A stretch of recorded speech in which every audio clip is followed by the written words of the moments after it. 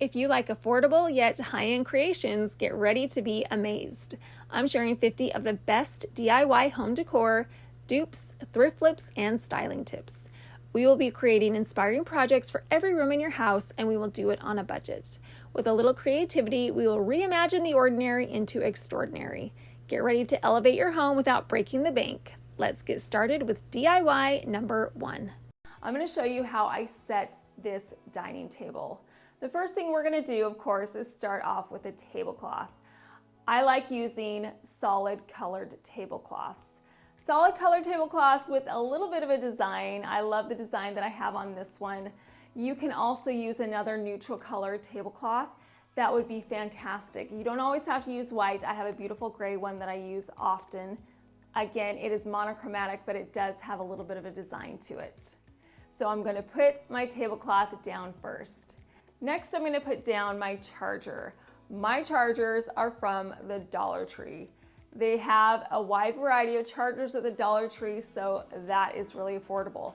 If you did want to up your charger game just a little bit, I've seen some at Hobby Lobby. They have a great variety. They have different colors and designs. If you want to spend a little more than $1.25 on a charger, they have some great options there. Next, I'm going to put a white plate over my charger. This is a plain white plate with a gold rim around the edge. This is a great neutral plate. If you're going to invest in something, get a neutral piece, because I can use these plates for every dinner party all year long because it is neutral. On top of my white plate, I'm going to add a cut glass salad plate. These are so pretty. Again, it's a neutral piece. It's going to be beautiful on top of my white plate. It's see-through, so you really don't even notice that it's there. Since this is a luxurious dinner party, we're gonna get all of our silverware out. I have my 2 forks, my 2 spoons, and my knife. And do you remember how I said that my silverware was monogrammed? This is such a beautiful set. Gold and silver flatware can add a touch of luxury to any table setting, and you can find some that are so affordable. I found a huge variety of silverware at HomeGoods, and then I also found a whole bunch at Target, so you don't have to spend a ton of money to get some beautiful flatware. At the top, I have my water goblet, and then I also have a cut glass smaller goblet to the side. These are so much fun. You could add water to one glass and a special beverage to the other. I love how one is sleek and clean and the other one is fancier. The combination of the two adds a bit of elegance to our tablescape. Using cut glass tableware can definitely give your tablescape a sense of luxury. I have a couple of cut glass pieces that are on my table. So of course we've got our goblet, but I also have some cut glass pieces for our floral arrangements. Using cut glass tableware can also convey attention to detail, which enhances the overall perception of your home. And then finally, we have our monogrammed napkins. I'm using cloth napkins. I don't use cloth napkins all the time, but if you're gonna have a dinner party, using a cloth napkin is so elegant. You can find cloth napkins at HomeGoods, at Target for an affordable price. And to customize mine, all I did was add a monogram and then slide a gold hammered napkin ring over the top. And then I can take my napkin and just place it right in the center of each table setting. I'm using some flowers in my centerpiece. These, of course, are faux flowers, but fresh flowers would be fabulous. I'm using some peonies and some other white and cream flowers in my vases. Some other items that I've added to my centerpiece are a yellow ginger jar. I thought this would be a fun addition because it ties in with the napkins that we have, but it's also perfect for a summer tablescape. It adds that bright summery feeling without adding lemons or limes or oranges or things like that. So I have a yellow ginger jar, and then I also have a smaller white ginger jar. And since it's so luxurious to dine by candlelight, I have some tall candles that I placed in some small glass candle holders. And this centerpiece is really full and lush, which again adds to that high-end luxurious feel. Remember, it's the small details that can make a big impact. So pay attention to the details of the place setting and make sure everything is well coordinated.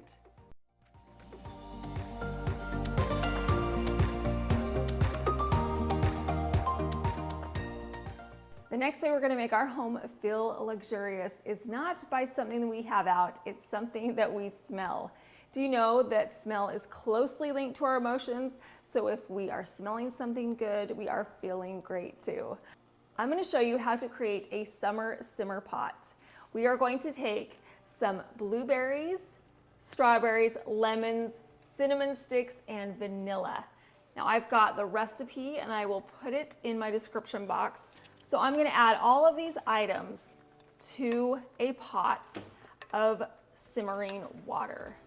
We are just going to let this simmer all day long. If you need to, you can add a little bit more water later on so that it doesn't dry out. Just keep adding the water and let this aroma just fill your home for the day. It will be absolutely amazing.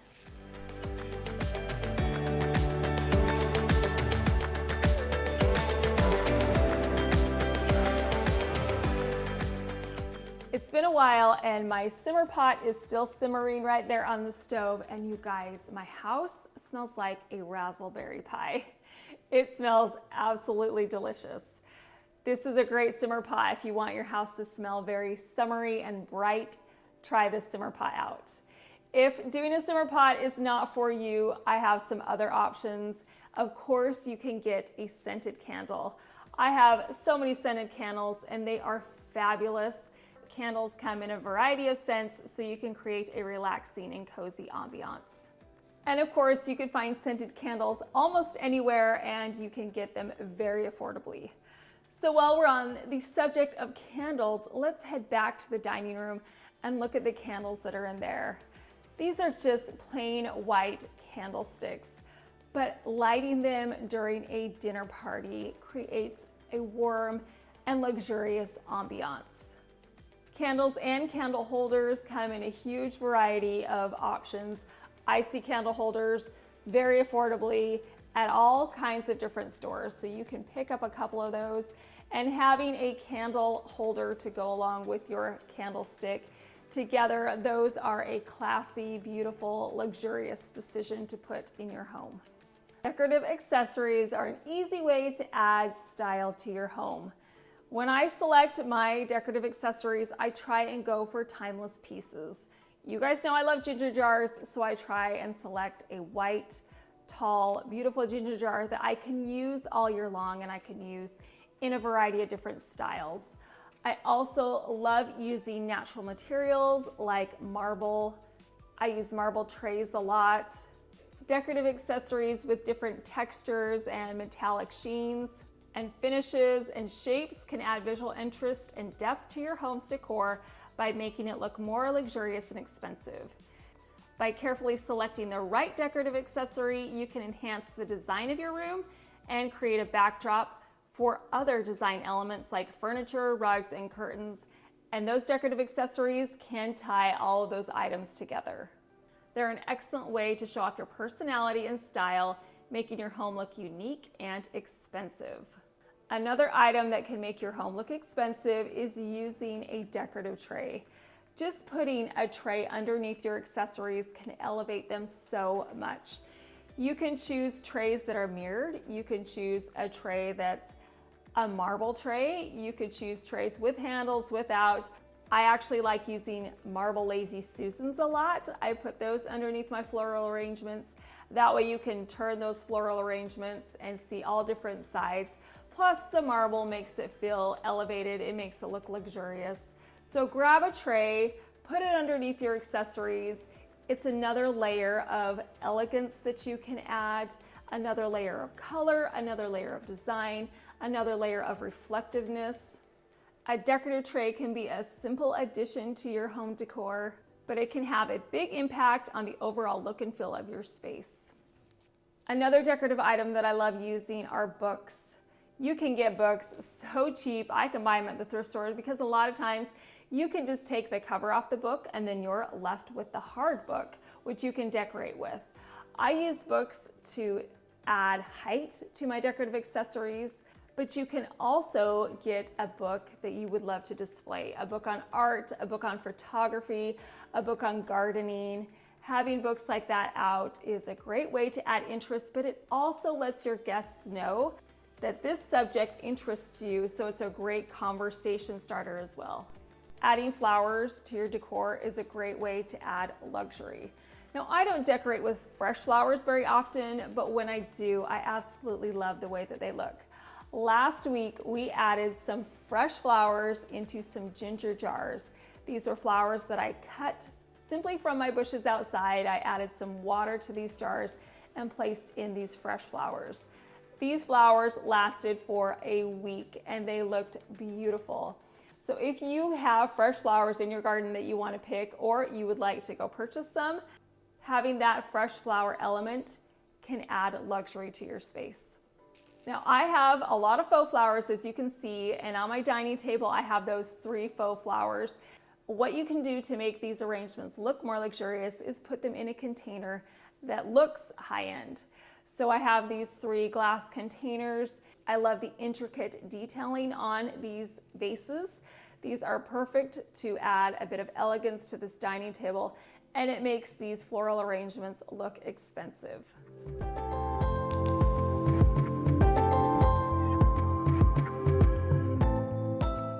Our first dupe is from the Horchow website. It's this beautiful orchid urn. It looks like a decorative box to me. The black box with the silver top is so pretty. I love those branches and the gold flowers. The only thing I would change about it is the price. This beautiful orchid urn is $625. I do not want to spend that, so let's create one for ourselves. The first thing that we need is a box. So I headed over to Hobby Lobby. They have a great selection of wooden boxes, and luckily for me, they were 40% off. I found this wooden box that is the exact same size as our inspiration piece. I needed to remove the original hardware that came with the wooden box, so I got my screwdriver and I unscrewed both of the screws, one on either side, and then removed the hardware. Now I have a blank slate to work with. We need to spray paint the bottom of our box black. So I took it outside and I sprayed it in some black semi-gloss spray paint. I did the underside and the 4 sides first. Once the bottom and the sides were coated in the spray paint, I let it dry for 1 hour. Then I flipped it over, and to keep the box elevated, I like to use the paint can lid. That way it doesn't get stuck to the paper. So once it was in place, I continued painting the 4 sides one more time to make sure everything was sufficiently coated in the paint, and I also painted the inside. Once everything had been painted, I let it dry for 1 more hour. The top of our inspiration piece was silver, so we're going to paint our lid silver. Again, I took it outside. I painted the bottom of the lid first. Once that was done, I let it dry for about a half an hour. I flipped it over and I painted the top, and then let it dry for 1 hour. What I really loved about our inspiration piece was the top with the pretty branches and the gold orchid flower. It was really hard trying to figure out how I was going to recreate it. But we are going to do it with some dried Mitsumata branches. I found a bunch of these at Hobby Lobby, and these were also on sale, which was fantastic for my budget. I do not need a long branch, so what I'm going to do is cut off a few pieces from the top of one of the branches. The color right now is a creamy white, and we need to change that to a black and silver combination. So what I'm going to do is spray the branches black first. I did a light coat, and then I got my silver paint and I dusted that paint over the top. I just did a couple of quick splurts just to make sure that the silver was on there, but that it didn't cover up the black paint that was on there first. Once I was satisfied with the way that everything looked, I let it dry for just about 10 minutes, and then I flipped it over and I did the exact same thing. I painted the black paint on these branches first and then dusted a light coat of the silver paint over the top. Now, I think that this painting technique worked beautifully. These branches are just the right color. Now, we need some flowers. And so I didn't really know what to use because I needed them to be solid. So once again, shopping at Hobby Lobby, I went down the knob aisle and I found these beautiful floral knobs. They're the right size, the right shape, and the right price. These were on sale as well. Now, the only thing that needs to be changed is the color of these knobs. So what I did was I got a paper cup and I poked the screw through the paper cup, which held my flowers in place, and then I spray painted them in some gold Rust-Oleum spray paint. I made sure that the sides of the top of these floral knobs were coated in the spray paint. Once everything was sufficiently covered, I let it dry for 1 hour. Now that we have all of our pieces, it's time to assemble. So what I'm going to do first is drill some holes in the top. I'm using my fabulous Athena drill. I drilled one hole that was a little closer to the front and off to the side, and then I drilled a second hole further to the back and off to the opposite side. Before we attach our knobs to the lid, we're going to add our branches on there first. I just got some hot glue and I added hot glue to the branches and then placed them on the lid. I pressed those branches firmly so that they would adhere very well. I had 3 separate mini branches that I hot glued on top of the lid. Now it's time to add our floral knobs. So I just took the screw and I poked it through the hole, flipped it over and added the washer and the nut, which held this first knob in place.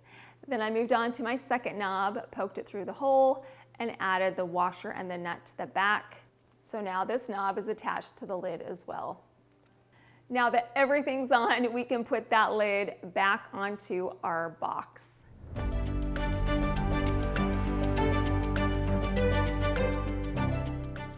And here is what it looks like. You guys, I love the way that this looks. We were able to recreate an almost identical piece for so much less. This is a beautiful decorative accessory. I love the different metallics on here. The silver, gold, and black of the box looks classy, and the branches make this box look unique. We were able to recreate our inspiration orchid urn for so much less. After calculating all the costs that went into creating this beautiful box, it only cost me $32.97. So we saved hundreds of dollars duping this. I'm loving the way this decorative box turned out, and it's always great to do it on a budget. Our next dupe is from the Paragold website. It's this beautiful table vase. I love the white and the gold accents, the stripes and the handles. Everything about this table vase is simply stunning, except for the price. It is on sale though right now. It's on sale for $412, which I still do not want to pay.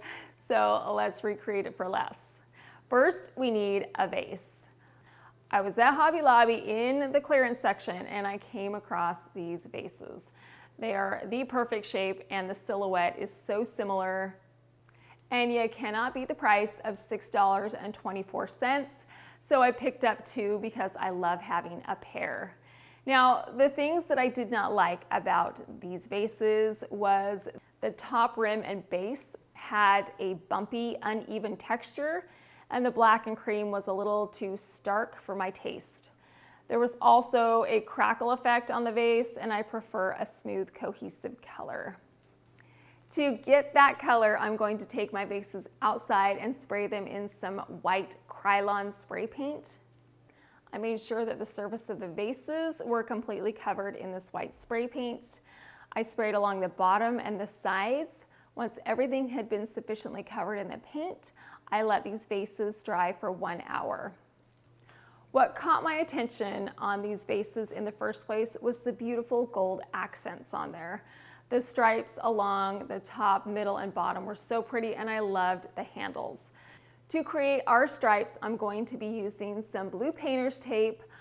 I went around the circumference of the vase. I made sure that the tape was pressed firmly to the container. Next, I moved on to the center of the vase. I added a line of tape to create a border. Then I left about 1/4 of an inch in between the bottom and the top line of tape. I taped along the bottom portion. I went around the entire circumference of the vase and made sure that the tape was pressed firmly to the container. To create our gold detail, I'm going to be using some gold rub and buff.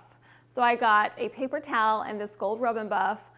I added a dab of this rub and buff to the paper towel and then wiped it onto my container. I added a decent amount. I wanted to make sure that the gold was on my container really well and that the saturation level was high. Once I was finished with the baseline, I moved on to the center line. I added a decent amount of the rub and buff to the vacant area in between the 2 pieces of blue painter's tape. I went around the entire circumference of the vase and added a thick layer of rub and buff. Finally, I moved up to the rim and did the exact same thing by adding the rub and buff to the top portion of this vase. Once I was finished with my first vase, I moved on to the second vase and I did the exact same steps. I taped it off and then I added the rub and buff to the bottom, the middle, and the top. This gold leaf rub and buff does not take very long to dry. It's more like a wax, so I waited maybe 20 minutes and then I could remove the blue painter's tape. I love how sharp and crisp these lines are. They look professional, and the gold is the perfect tone. Our inspiration piece had some gold rings on either side of the container. So what I'm gonna do is use some knobs. Again, these were from Hobby Lobby. They are almost identical to our inspiration piece. And we don't even need to change the paint color on this. It's already the perfect shade of gold. So what I did was I removed the screw, the washer, and the nut from the back of the knob. Then I got some crazy glue and hot glue. Now the crazy glue is going to hold our knobs onto the vase long term, but while we're waiting for that to dry, the hot glue will hold it in place. So I added both the crazy glue and the hot glue to each of the 4 knobs and then pressed them firmly to the vase. Once everything was in place, I let it dry overnight. Okay, you guys, we're done with our 2 vases. Look at how stunning these are. They are simply gorgeous. I love those knobs. Look how cute those knobs are. And the gold stripes on there are just perfect. They're not too much of a detail, but they definitely add a touch of class and sophistication. And of course, our vases came in at a much more reasonable price. After calculating all the costs that went into creating 2 vases, it was $38.45, which is a huge savings over our $412 inspiration piece. And if I would have bought 2 of their containers, it would have been $824. So we saved $785.55. That's huge. So look in the clearance section, you guys. They always have some fantastic things, and all you need to do is use a little creativity to recreate them into something fabulous. We had an amazing savings, and I think our vases are just as beautiful. Our next tie-in dupe is this Tolan Mini Hurricane. Again, this is from the Horchow website. It's a great basic piece that would stand the test of time. The size is fantastic, and I love the gold base. What we do not love is the price of $285. I know that we could make one for less. So the first thing we need is a glass container. Now, if you watched last week's episode, you saw me and some of my favorite friends go on a little shopping trip to Goodwill. And during that shopping trip, I found this beautiful cylindrical glass container. The size was fantastic, and so was the price. It was only $6.99. So we already have our container. What we need next is a gold base. Hobby Lobby has those wood rounds that I love so much. They're a great size. They have a beautiful detail along the rim, and the price of these wood rounds are only $3.49, which is fantastic. So what we're gonna do is we're gonna sand down this wood round first, because sometimes some of the edges are a little uneven and bumpy. So I sanded down the edge and the top and the bottom of this wood round to get it very smooth. Now it's prepped and ready for paint. I'm going to take it outside and I'm going to spray it in some gold Rust-Oleum spray paint. I painted the bottom and the sides of this wood round first. Then I flipped it over and I put it on top of that lid again to raise it up. And I painted the top and the sides once more in this gold spray paint. Once everything was sufficiently covered, I let it dry for 1 hour. Now I can take my large glass container and place it over the top of the gold round. And ta-da, we're done with this dupe. I know you might be thinking, wah wah, that was pretty basic, but that's okay. Sometimes the basic pieces are the best. And we were able to save ourselves so much money. After calculating all the costs that went into creating my hurricane, it came in at a total of $13.48, which is a $271.52 savings over our inspiration piece. Now, as promised, I'm going to show you 3 different ways how to style this hurricane. So let's start off with the first.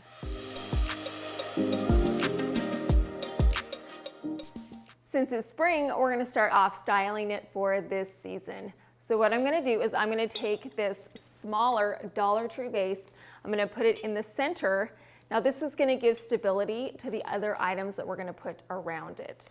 Next, we're going to get some springtime Hershey Kisses, pour those around. This is fun because the wrappers on these Hershey Kisses are pastel, which is perfect for spring. Okay, so now we've got our bottom layer of Hershey Kisses. Now we're gonna take some marshmallow bunnies and I'm gonna keep them in a layer of 2. So I'm just going to put them just like this and I'm going to pop them right in front of the vase. So I've got my cute little bunnies. We're gonna pop those right inside. Got my last little layer I'm gonna put over here. So now my marshmallows and my Hershey Kisses are in my container. I'm going to get a bunch of flowers. I chose some pretty pink pastel flowers. I'm just gonna bend the stem really tight and just place them right inside of my vase. And that is it, you guys. How cute is this? Hurricanes like this are perfect for seasonal decorations. You could put in some red, white, and blue candy for the 4th of July, Halloween candy, Christmas candy, Valentine's. The possibilities are endless. So this is just one way that we can style this hurricane. I love the way it looks. It's perfect for spring. Seriously, you guys, I can't get over how absolutely adorable this thing is. And you saw how easy it was. So this is styling number 1. Let's move on to styling it another way. The second way is we're going to add a cute little floral arrangement inside. So what I did was I got some floral foam, I added it to the bottom, and I reuse my floral foam. Just because it has a couple little holes in it doesn't mean that you have to toss it. I reuse my floral foam all the time.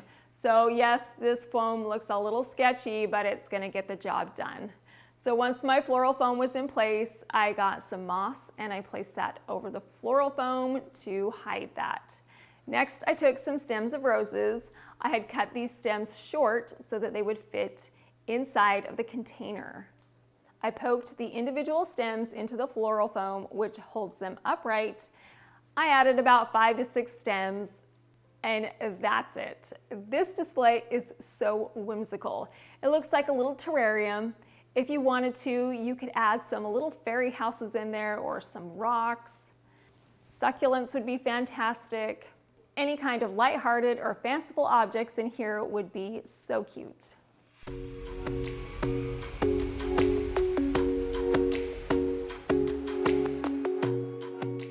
The next way we're going to style it is perfect for indoor or outdoor. So what I'm going to do is grab several handfuls of white pebbles. I place these little rocks inside the bottom of the container. Next, I got 3 battery-operated candles. I turned them on. I took the tallest candle first and placed it in the back of the glass vase. I moved those rocks around and nestled that candle right inside the center of the rocks. I placed the medium height candle to one side and then added the shorter candle to the opposite side. This centerpiece would be beautiful for dining outside during the summertime, but it would also be beautiful on a tablescape inside. I love the flicker that the candles add. The natural elements of the rocks and the fire are rustic and unrefined. Now, I just showed you 3 ways to style it, but the possibilities are as endless as your creativity is. I love exploring the clearance aisles. It's like going on a treasure hunt for hidden gems. You never know what you're gonna find. Plus, who doesn't love a deep discount? Our first clearance items are from Home Goods. I found these 2 pieces of artwork. The thin white frame is timeless, and I loved the gold trim along the inside of these frames. The artwork itself isn't my favorite. I don't really love this shell print, but don't worry, we're gonna change that. Now let's get down to the price. Originally, these were $19.99, but they were on clearance for only $6.50. So believe it or not, we are going to take these 2 frames and we're going to turn it into a shadow box. So what we're gonna do is remove all of the artwork, the backing, and the glass. Once I had finished removing all of these items from the first frame, I did the exact same thing on the second. Because we are going to be gluing these frames together, I need to remove all of the staples. So I just popped all those staples out that was holding the artwork in place, and then I also removed the hook at the top. Before I glue these frames together, I need to replace the glass on the front frame. So I popped that into place. The reason why we're doing that is because once they are glued, there's no way we're gonna be able to get that glass back inside. So once that was replaced, now we can glue these frames together. Now I'm just gonna use some hot glue. So I just ran a line of hot glue around this entire frame. I added a whole lot of glue to the back. We want these frames to adhere very well together, so be generous with the hot glue. Once the glue was around the entirety of the frame, I took the second frame and placed it directly over the top. I pressed the frames firmly together so that they bonded together well. And just like that, we have created a shadow box out of 2 frames. I actually really love the way that this looks. The white frame is so pretty, but the double gold on the inside, that trim, is such a beautiful detail. This looks very custom.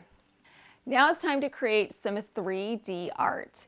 Now my inspiration was from the Wayfair website. I found this glam 3D abstract wall art with crystals inside, and I knew that I could recreate something very similar for much less. So what I'm going to do is get some rocks, first of all, because those are a lot less expensive than crystals.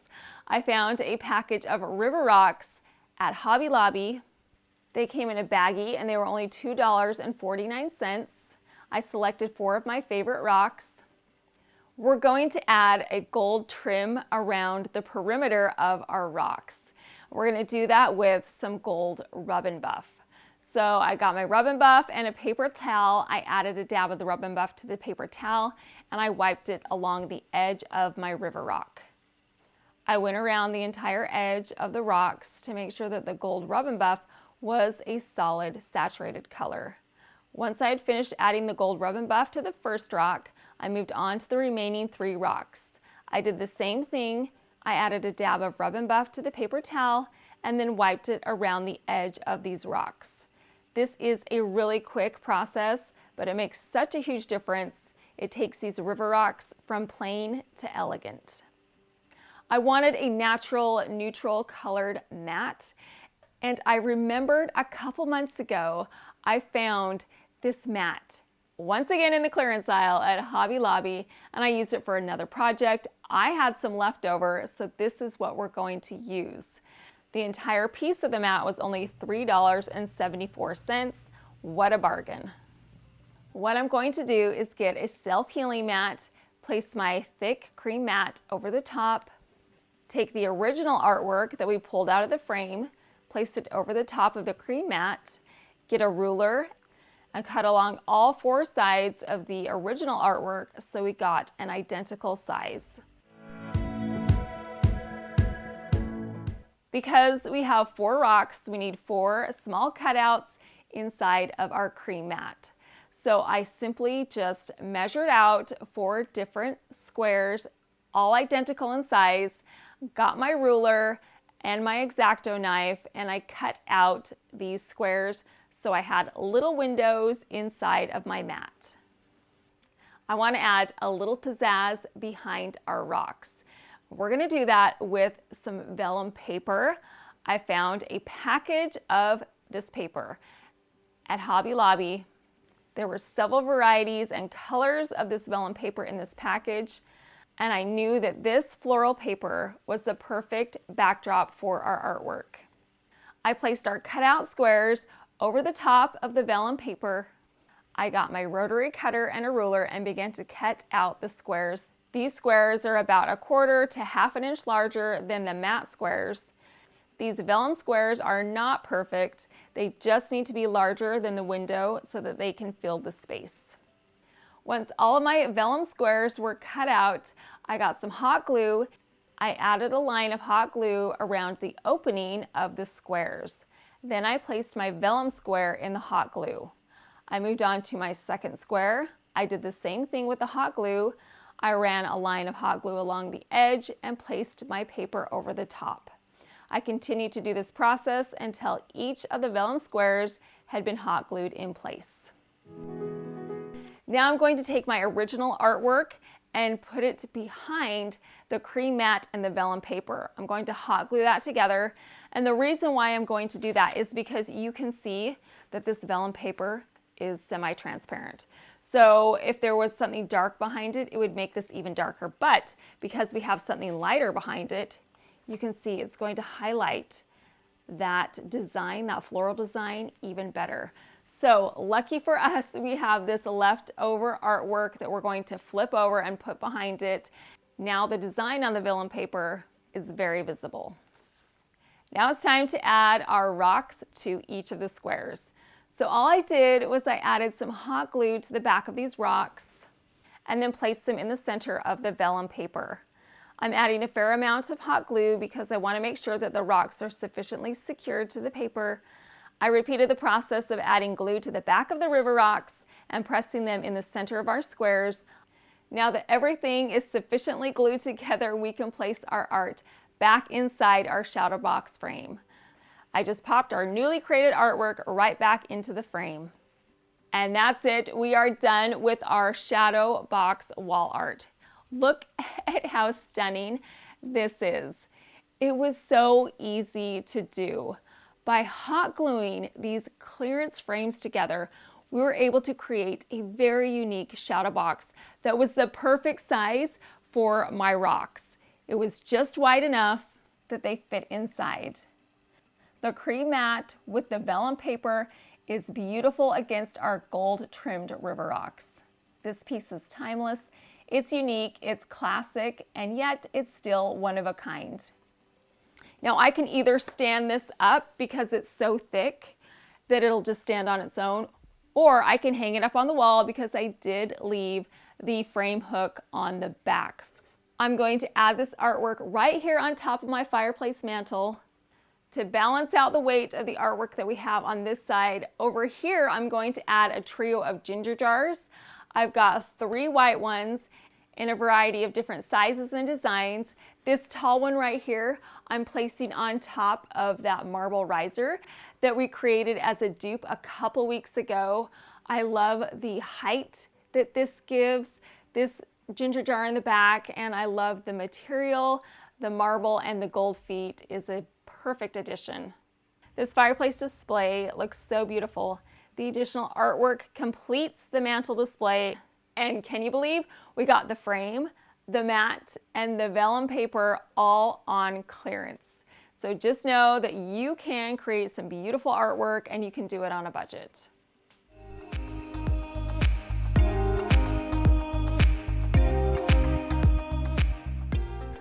Up next is another home goods clearance section treasure. Now, I dug through these shelves for a very long time, and in the very back, underneath a whole lot of things, was this tray. I love the color, the shape, and the design of this tray. The tiles and the coloring is fantastic. Now, of course, there are a few flaws with this tray. There are several missing tile pieces. Some of them are cracked and chipped, but that's definitely something I can overlook because of the price. Originally, this tray was $49.99, and you can see they'd been marked down several times until I picked it up at $5. You guys, this tray is heavy duty. It is so nice. Even the cashier, when she was checking me out, was surprised that it was only $5. So I know that I got a great deal with this tray. Now, we need to come up with a solution to replace the missing tiles. I had to think long and hard, and I wandered about Hobby Lobby for a very long time until I spotted this bag of rectangular wood pieces. This package had a variety of different sizes, and some of these rectangles fit perfectly in place of the missing tile. The larger wood pieces needed to be trimmed to be the perfect size. So what I did was I got a ruler and my X-Acto knife, and I trimmed these wood rectangles to size. This wood is thin, so the X-Acto knife was able to cut through it very easily. I was able to get the perfect size as replacements for each of my tiles. Now that our tiles are cut, we need to paint them with a faux finish. Now, the tiles on the tray have a nice sheen to it, so I needed to have something in my paint that gave it a little bit of a shine. I have this metallic pearlescent paint that will give it the shine that I need. I also am using a white craft paint and a satin driftwood acrylic paint. I added a bit of the three of these paints to a styrofoam plate and mixed them together. So I had various shades of tan, cream, and white. Then I painted these wood rectangles in this paint. What I like about the combination of this paint is the various shades that I'm getting. These tiles are not a solid color, so getting a unique paint tone on each of these wood tiles makes them look more natural and similar to the original tiles on the tray. Once each of the wood rectangles had been painted, I let them dry for 1 hour. Before we add our wood tiles onto the tray, I'm going to paint the tray itself where the missing tiles are white. Right now it's kind of brown, and there might be a possibility of this brown peeking in between the wood tiles, so I'm going to paint it white as an extra precaution. Once each of these areas had been painted white in the craft paint, I let it dry for an hour. Now I can adhere my tiles to the tray. I'm going to be using some E6000 because I want these tiles to be permanently fixed to the tray. So I added the E6000 to the back of each one of the wood rectangles and placed them in the correct spot on my tray. I made sure that these tiles had a decent amount of the E6000 glue on the back of them. I want them to adhere well to the tray. Once I had each of my wood rectangles glued to my tray, I let it dry overnight. It is really hard to decipher which one of these tiles is original and which one of these is wood. They blend in so nicely. I am delighted with the outcome. We are going to embellish this tray just a little bit further, and we're going to add some feet to the bottom. I love adding feet to the bottom of my pieces because it gives it an extra detail, some color and height. To create our feet, we are going to be using some mini wood dowel caps. I purchased 2 packages of these at Hobby Lobby. I needed 2 packages because I need 4 feet. I love the intricate details on these dowel caps, so they're a perfect choice to turn into feet.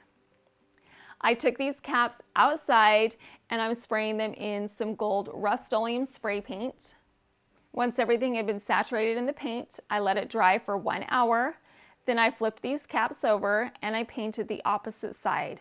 Once the tops and the sides had been spray painted in the gold spray paint, I let it dry for an additional hour.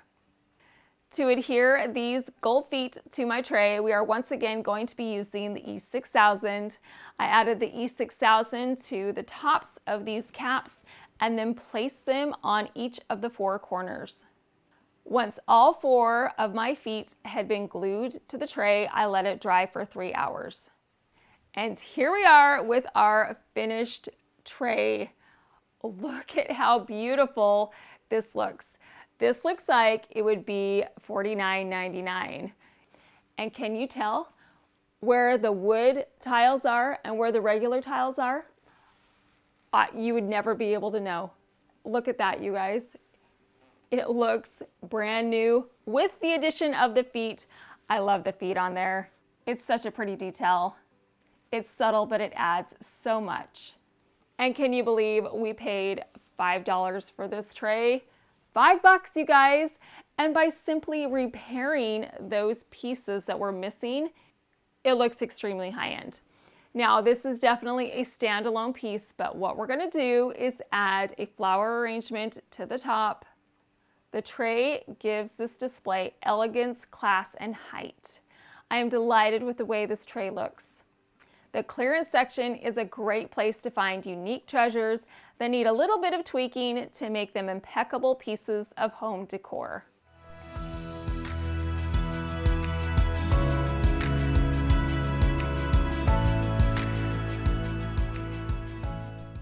I would say that the majority of stores have one section for the clearance items, but some stores really keep you on your toes and make you go for a scavenger hunt. When I was at Hobby Lobby, I just happened to be walking through the fabric section and I found this teeny spot that had some clearance items on it. There was a cute little beaded garland that was the perfect size and shape. And yes, each one of you are so awesome. That saying made me smile, so I appreciated that on there. And the best part of this beaded garland was the price. It was only $2.69. Now this little beaded garland is a little rustic for my taste, so we're going to change it. The first thing I need to do is cut off the twine tassel. So I just got my scissors and I cut the twine that was holding everything together and then pulled it apart. I did leave the twine that was attaching the tassel to the beaded garland because that will come in handy later on. So now that the tassel is removed, I'm going to take my beaded garland outside, and this time I'm going to spray it in some Krylon Regal Blue spray paint. I made sure that the top and the sides of the wood beads were covered in the spray paint. I also painted the spool. Once this side had been completely covered in the blue spray paint, I let it dry for 20 minutes. Then I flipped it over and I spray painted the other side. Once again, I made sure that the paint had sufficiently covered each part of the beaded garland and the spool. Once everything had been coated in the paint, I let it dry for 1 hour. The reason why I'm using this Regal Blue spray paint is because we are going to theme our beaded garland in a nautical theme. So this paint color is the perfect backdrop. So now that everything is painted, we are going to create a new tassel. We're going to do that with some white ribbon. I had several segments of this ribbon that were left over from previous projects, so this is a great place to use them. To create our tassel, what I'm going to do is use one of the squares that were left over from this project. So I took my ribbon and I wrapped it around this square. I wrapped several pieces of the ribbon around the square so that my tassel would be nice and thick. Once I had enough ribbon on my square, I got a segment of this ribbon, threaded it underneath the ribbon, and then tied a knot at the top. Now I can pull the ribbon off the square. Then I got a pair of sharp material scissors and cut the ribbon at the bottom. Next, I folded my ribbon in half, got another ribbon segment, and wrapped it around the top of the ribbon, and then tied this into a knot. Remember that little piece of twine that we left at the bottom? Well, this is where it's going to come in handy. What I did was I took that little segment that was left over and wrapped it around my new tassel and then tied it into a knot. And now my brand new tassel is attached to the garland. The spool portion on this beaded garland needs to be embellished, and I want to do that with some ribbon. And guess what? I found some ribbon in the clearance aisle at Hobby Lobby. It goes perfectly with my nautical theme, and this ribbon came in at the low price of $1.24. I wrapped this ribbon around the center of the spool to get the correct size. Then I cut it. I grabbed some hot glue. I added hot glue to the spool and then pressed the ribbon into the hot glue. I went around the entirety of the spool until the ribbon was sufficiently glued down. I'm gonna add one more little embellishment. Okay, do you remember when we created this pillow? Right now it's on the center of my bed. I added a few of these lace flowers with a pearl detail in the center to this pillow covering. I did have a few left over after I was finished with this project. So what I'm gonna do is take one of these lacy flowers, add some hot glue to the back, and then press it in the center of the ribbon. I liked the spool so much that I wanted to repeat it down below on our tassel. So I took this ribbon and I folded it in half, added some hot glue so it would stay folded in half. Once the ribbon had been glued to the tassel, I got another one of those pretty little lace flowers, added hot glue to the back, and pressed it to the center of the ribbon. Now we are all done transforming our cute clearance tassel garland. It definitely gives off a nautical theme with the blue and white and the stripes. I just simply love it. It's very summery. Now what I do love about tassel garlands is that they are so versatile. You can hang them from the tops of jars, anything that has a lid on it. You can put it around a candle. You can drape it on your accessories just to add a pretty little pop of color. And you can customize your garland in the color that fits perfectly with your color scheme. One of my favorite places to rummage through my thrift store is the dish aisle. It's like a treasure hunt. I find so many good things there.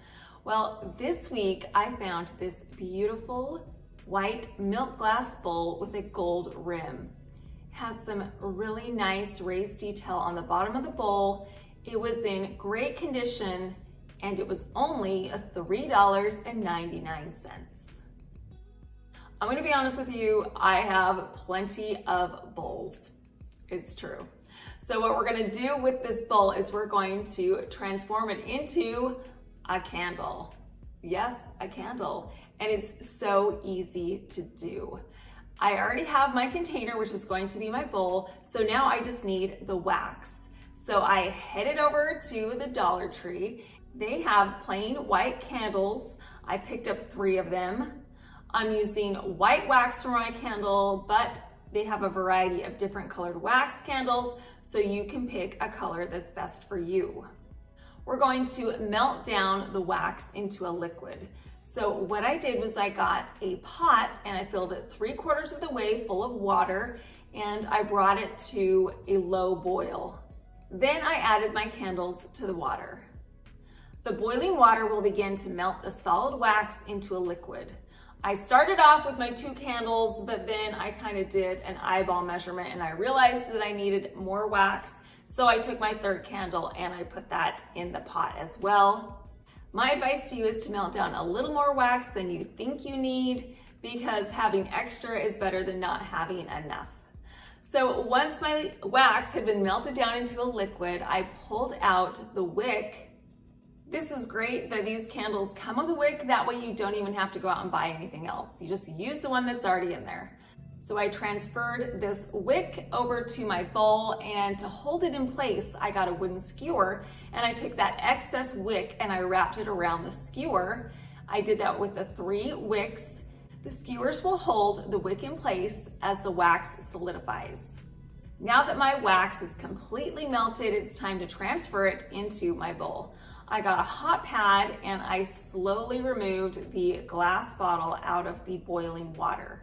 You're gonna wanna be very careful at this point to make sure you use a hot pad, and I put my bowl on top of a placemat just in case the wax spills.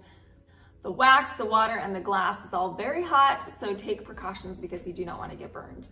So I just continued pouring the wax into my bowl. I continued pouring the wax into my bowl with the remaining 2 cylinders of melted wax. Now that the wax has been transferred into my bowl, I'm going to let it solidify for a total of 4 hours. After 4 hours, the wax is going to look like this. Smooth, solid, just like a candle should look. At this point, I pulled the wick off of the wooden skewer and I trimmed it down to size with a pair of sharp scissors.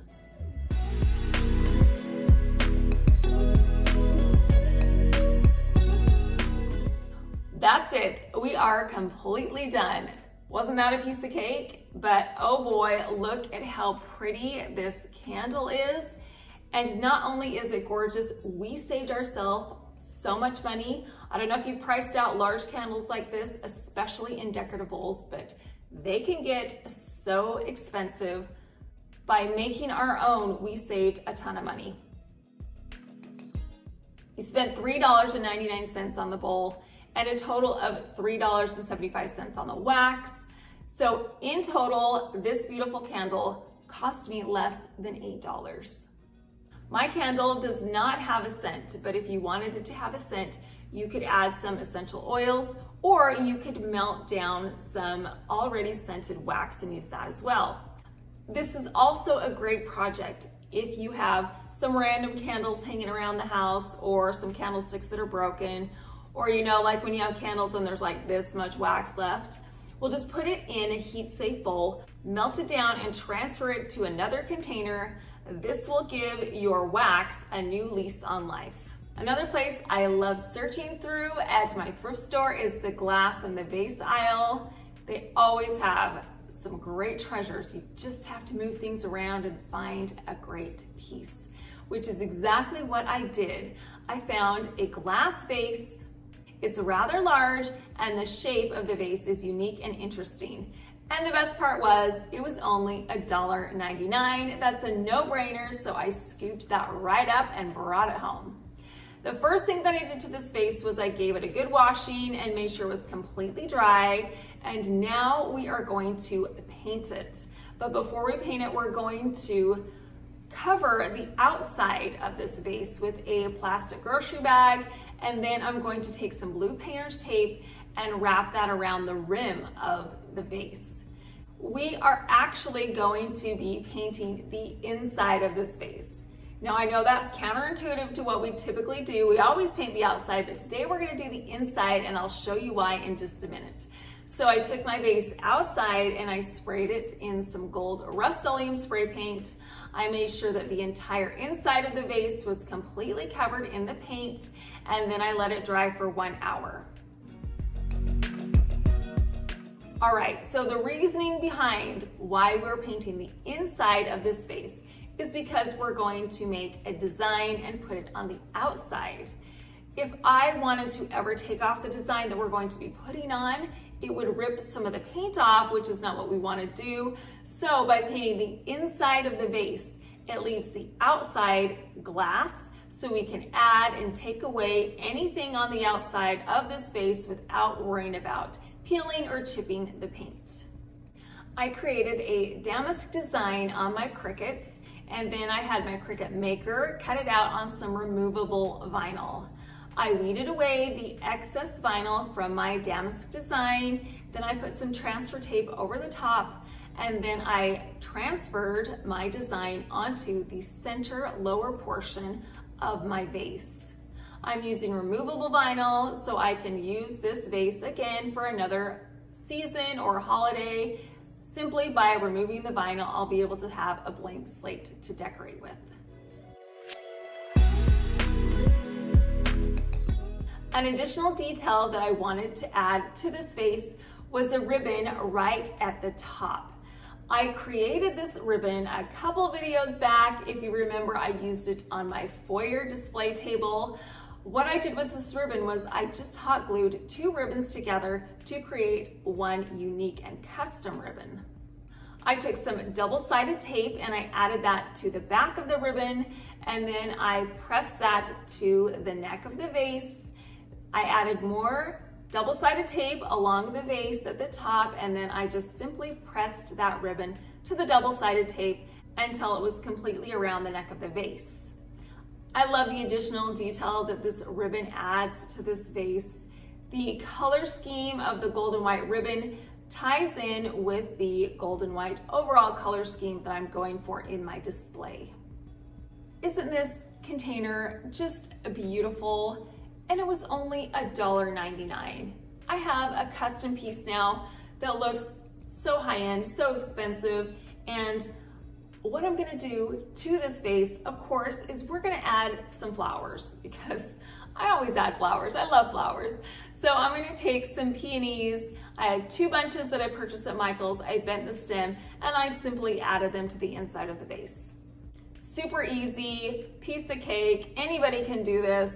They are the perfect addition to accompany my newly transformed vase.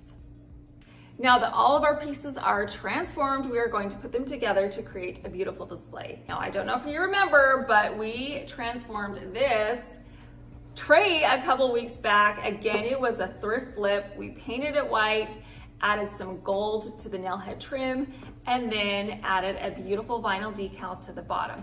So this tray is going to be the base of our display. Next, we're going to add this large ginger jar. Oh my goodness, I love this thing. I got it from Home Goods and I love the gold color. It's obviously huge. I love all the detailing it has on it. So we're gonna add this to our tray on this side. Then to the opposite side of our ginger jar, we're going to add our vase with the flowers in it. So to give our vase and flowers some height, I'm going to be using a small cake stand. I love using cupcake stands and cake stands to give pieces height. So we're just gonna place this right on top of our cake stand.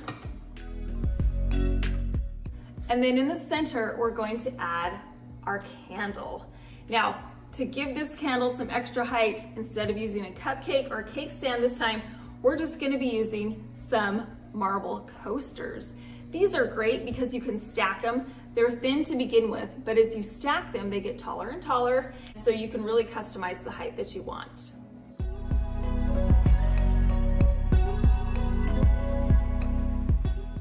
Isn't this display just so pretty? And all I needed to do to create it was to take some thrifted items and transform them. We are going to start off creating a beautiful centerpiece for this kitchen island. We're gonna start off with a large marble Lazy Susan. I love using marble at the base of my centerpieces because it is classy. It elevates your centerpiece and makes it look expensive. Plus it raises it up a bit, so it gives it that extra height. This Lazy Susan is from Home Goods. I love the detail around the edges. It's just so pretty. Right here in the front, I'm going to add a plate. This is a thrifted plate, and I love the gold scalloped edges that it has. And then what I'm gonna do is I'm gonna take a glass candy jar. I'm gonna remove the lid so I just have the glass base. And I'm gonna put that right in the center of my plate. And then inside of the base of the candy jar, I'm going to put a candle in there. This just adds a beautiful extra touch. It makes it look a little fancier. I love how we've got the white and gold plate, the glass candy jar base, and then our candle. Layering is such a great way to get an expensive look so easily. Now to the side, we are going to get a ginger jar and remove the lid. And then I grabbed a whole bunch of spring stems. I've got some white Chinese lanterns, some pale pink flowers, and a soft sage leaf. And I just put them in here, you guys. It was so easy, just poked them right in. And I love the height of these flowers and leaves. We are going to go grand on this centerpiece, and one way to do it is by adding height. In my video last week, I revealed our color scheme for spring, and it's this gorgeous cornflower blue. And what I did was I added some ribbon that I purchased at Walmart to the neck of some ginger jars last week and displayed them on my entertainment center. Well, this week we are going to take this same ribbon and we're going to wrap it around the top of the ginger jar. This ties those two spaces together, and it also introduces this color scheme into the kitchen area. It's such an easy thing to do. It's a great way to theme your seasonal colors. So I'm just going to add this beautiful ginger jar to this side of my marble Lazy Susan. And then over here, I just have a large white urn. I purchased this at Home Goods. It's a classy piece, it's a neutral piece, and it goes along with every season and holiday. So I'm just going to add that right to the side of our ginger jar. And now we're all finished with our spring centerpiece display. This centerpiece brings in our color scheme. It adds that freshness because of the flowers. It's seasonal because, again, of the flowers and the color scheme. It's got height to it. It's got dimension. It has marble and glass and ceramic. And by combining all of those materials, it gives your centerpiece a lot of interest. Not only is this centerpiece beautiful in my kitchen, but you could create something similar and put it on your tabletop, your foyer table, your coffee table. It was so easy, anyone could do it. Now that our centerpiece is done, let's move back to the backsplash and create some more spring touches over there.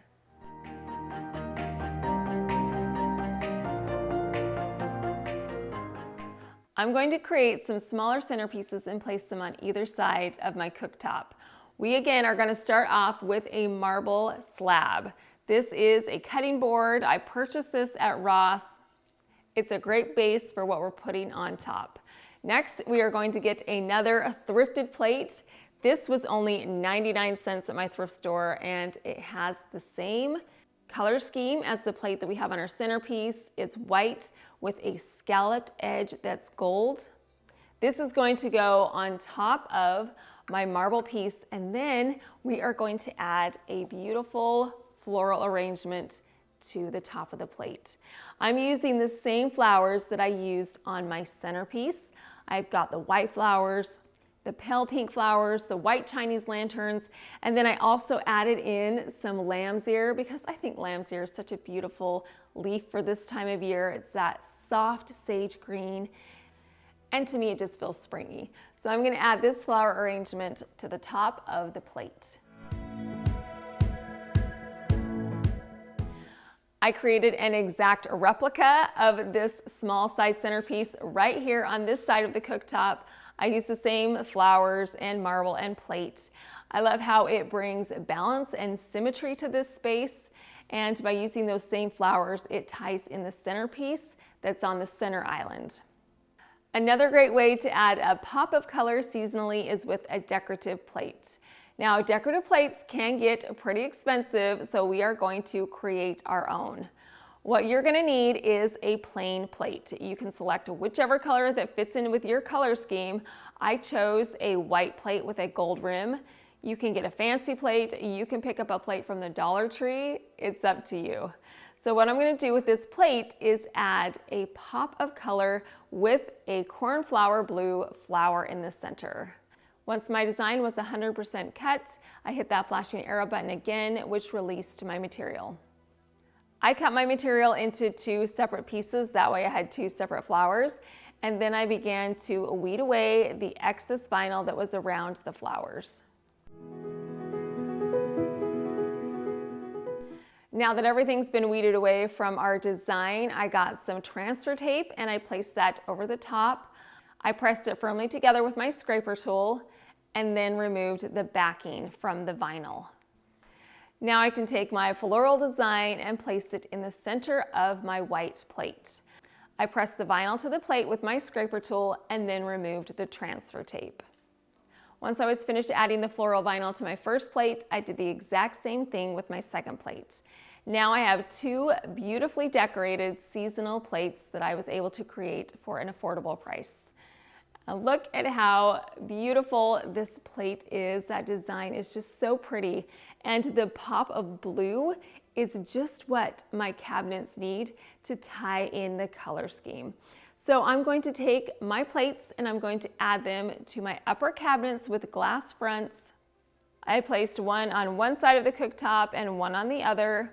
These seasonal plates are an original decorative item that customizes my seasonal decor. The color of the flowers integrate perfectly with the other pops of blue throughout my kitchen and family room. We were able to create these one-of-a-kind decorative plates on a budget.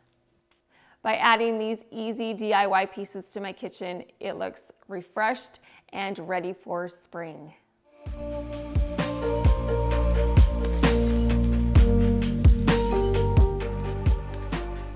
I love using flowers for seasonal decorating. It is an effective way to infuse your living space with the spirit of each season. Now, I wanted to add some flower arrangements here in my bedroom.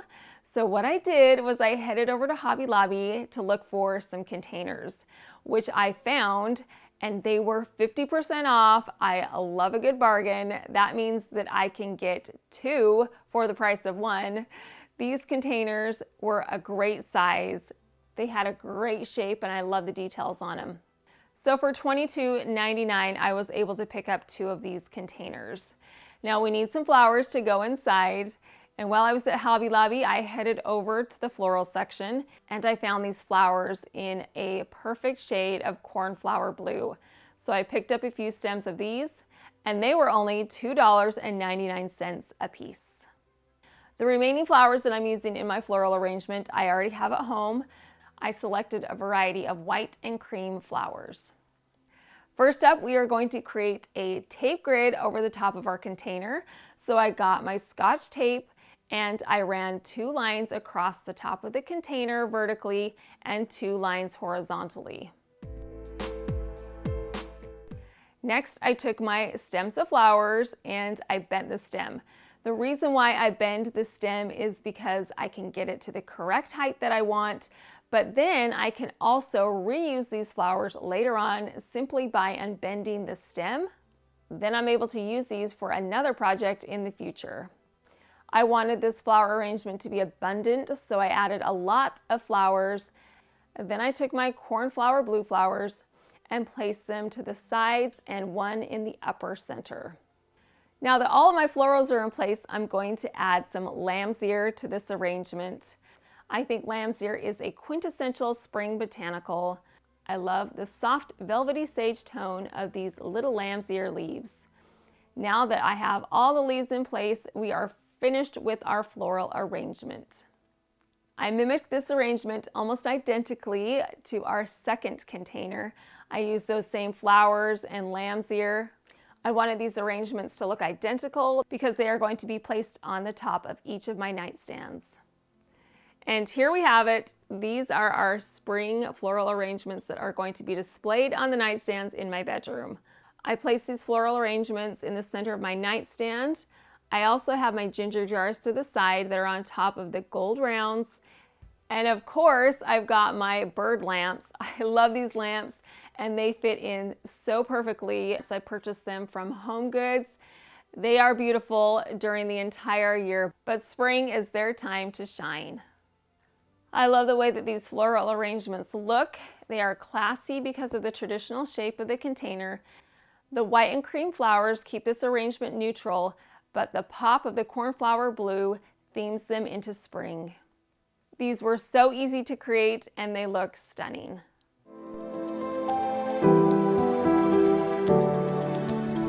I like changing out my bedding for the changing seasons, but I like to do it affordably.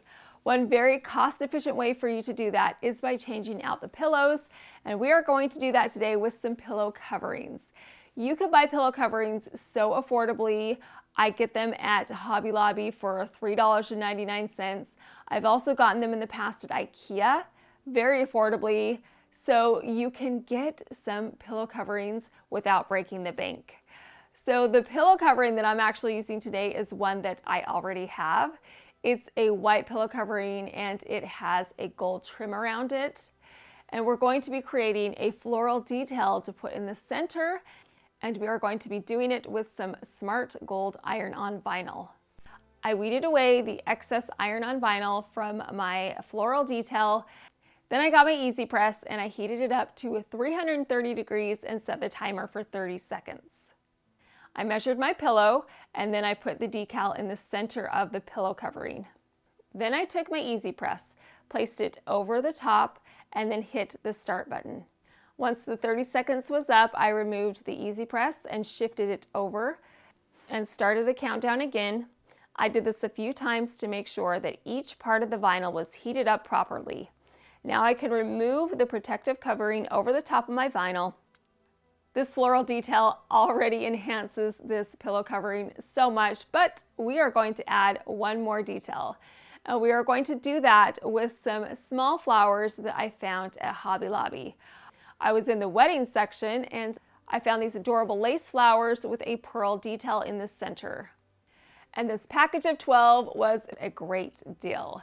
I'm going to take 4 of these flowers. I've got 3 of the larger flowers and 1 smaller one, and I'm going to add them to the center of the smaller flowers on my pillow covering.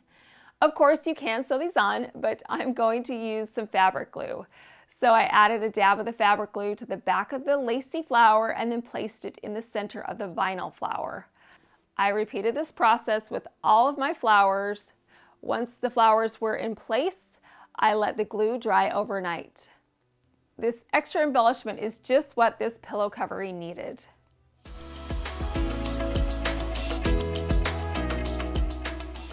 I added a down pillow insert inside of my pillow covering. And now we are finished with our pillow. Look at how cute that is. It is perfect for spring. I love the gold vinyl. I love these adorable lacy flowers. These were such a great addition to this pillow covering. It makes it look unique, one of a kind, and personalized. It complements my spring theme and definitely elevates the look of my bedding. I'm going to place this pillow in the center of my bedding. This pillow elevates the look of my bedding. We were able to get a custom look but didn't have to pay the high price to theme my bedding seasonally. These subtle spring decorating touches have rejuvenated my bedroom. These pieces make this space look fresh, energized, and removed for this vibrant spring season. I love using vintage finds all throughout my house. And the reason why vintage finds make your home look more expensive is because they are original. They're rare. You don't see them mass produced everywhere, especially if you can find some pieces that have a unique design to them. These can add a lot of character and charm to your home. I have so many thrifted items throughout my home that are unique and special. The mirrors that I have displayed throughout my home are from my thrift store, and I did not spend over $50 on any one mirror.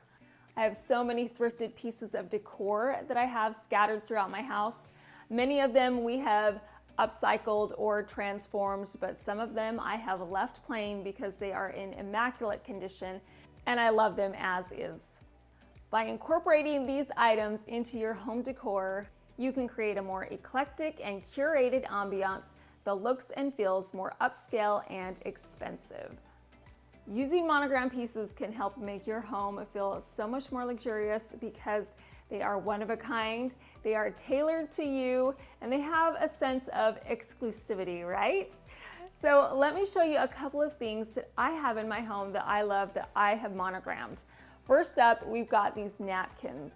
I'm going to show you how I use these napkins in a tablescape in just a little bit, but I purchased these napkins at my thrift store and then I simply added a bee monogram to the bottom. I've seen homes that have monogrammed towels. I have a monogrammed table runner.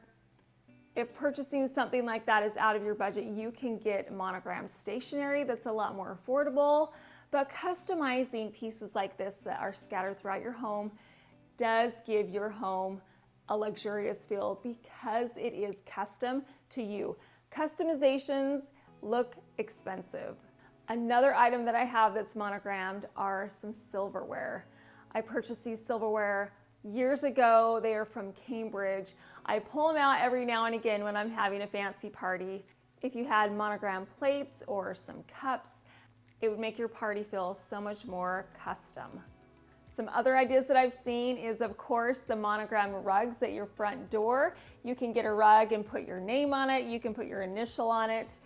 I've seen throw pillows with the monogram on it before that looks so fantastic. These personalized touches instantly elevate the look of your home. making it appear more stylish, sophisticated, and upscale, which can add a sense of luxury and prestige to your home. We are completely transforming my builder grade entertainment center. I have never liked it, and I've been working tirelessly on this for weeks, and I cannot wait to show you the final results.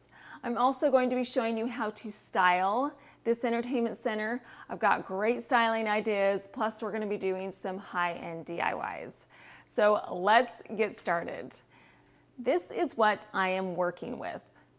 This entertainment center is really large. I love this scale, and I appreciate the crown molding on the top. It's thick and grand, and I love the decorative molding on the sides. I think it is a beautiful feature. So what needs to be changed about this entertainment center? Well, it is builder grade, which means it's got those drywall shelves, those big, thick drywall shelves made of 2x4s. They are textured, they are not adjustable, and the placement of these shelves has always stumped me. I don't know what to put at the top, and I don't know what to put at the bottom, so I've just put mirrors in there, which has been fine, but I haven't ever really loved the way that it looks. And the placement of the center shelf has impeded the height of my TV. So what I've had to do is get a coffee table because it's so low and put my TV on that. So it's not really ergonomical. I feel like we're looking down at the TV all the time, and the coffee table that it's on is dark, and I don't really love the style of it. So we are going to make some serious changes with regards to the center section. And then finally, the color of this entertainment center is the exact same color as the walls. So it just blends together. Now, I actually have had a few of you ask me if this is removable and if there's windows behind it. There are not. The windows are actually above the entertainment center, which I really appreciate. I love the fact that I've got extra light coming in through. So while this entertainment center is nice, I have plans that are going to make it look 10 times better. It's gonna look custom, almost unrecognizable. You guys are just gonna be thrilled at the results. So first things first, let's get out those hammers and crowbars and start the demo. Now, of course, my husband and my twin boys were happy to jump in on this stage. They loved tearing everything apart. That's fine with me. I loved the help. We peeled off that drywall. We cut those 2x4s. We pulled everything down. I even broke out my Sawzall on the 2x4s because they were protruding and I needed everything to be flush to the sides. So that cut that wood so everything was nice and smooth on the sides. And I will note that we did use a lot of protection because we have a lot of power tools and drills and saws and all kinds of things we're going to be using. So it was important that we all had gloves and eye protection and even earplugs. So make sure that if you're doing some demo to take safety precautions. Now that everything is demoed, it's ready to be customized. So I headed over to Lowe's and I purchased some large sheets of wood paneling because we're gonna panel the inside of our entertainment center. So I measured out the sizes that I needed to cut these panels to fit inside. Now, here's one tricky thing about working with drywall. It is not square. So I had to cut each one of these pieces individually because each of the measurements were 1/4 to 1/2 inch off. Nothing could be duplicated. Everything had to be done one at a time. Once all 9 panels were cut correctly, I placed them inside of the niches and then nailed them with my nail gun into place. To create an upscale, tailored look, we're going to add some trim to the back and create some box moldings. Now, the molding that I got is similar to the molding that's already on my entertainment center. It's close enough that you will never be able to tell the difference between them. I purchased this molding at Lowe's, and what I'm going to do is take everything outside and get out my miter saw and start to cut. I had a whole lot of pieces to cut. I was out there for quite a while, but that's all right. We got it done. It's definitely worth it because I know this upscale trim will make my entertainment center look stunning. Before I nail my trim pieces into place, I like to do a quick dry run. So I actually tape the trim to the wall using blue painter's tape. This gives me the ability to see exactly what I'm working with. If I need to adjust the size or scale, I have the option to do that before I make things permanent. So once I had everything in place and correctly sized, I got my nail gun back out and I nailed everything in place.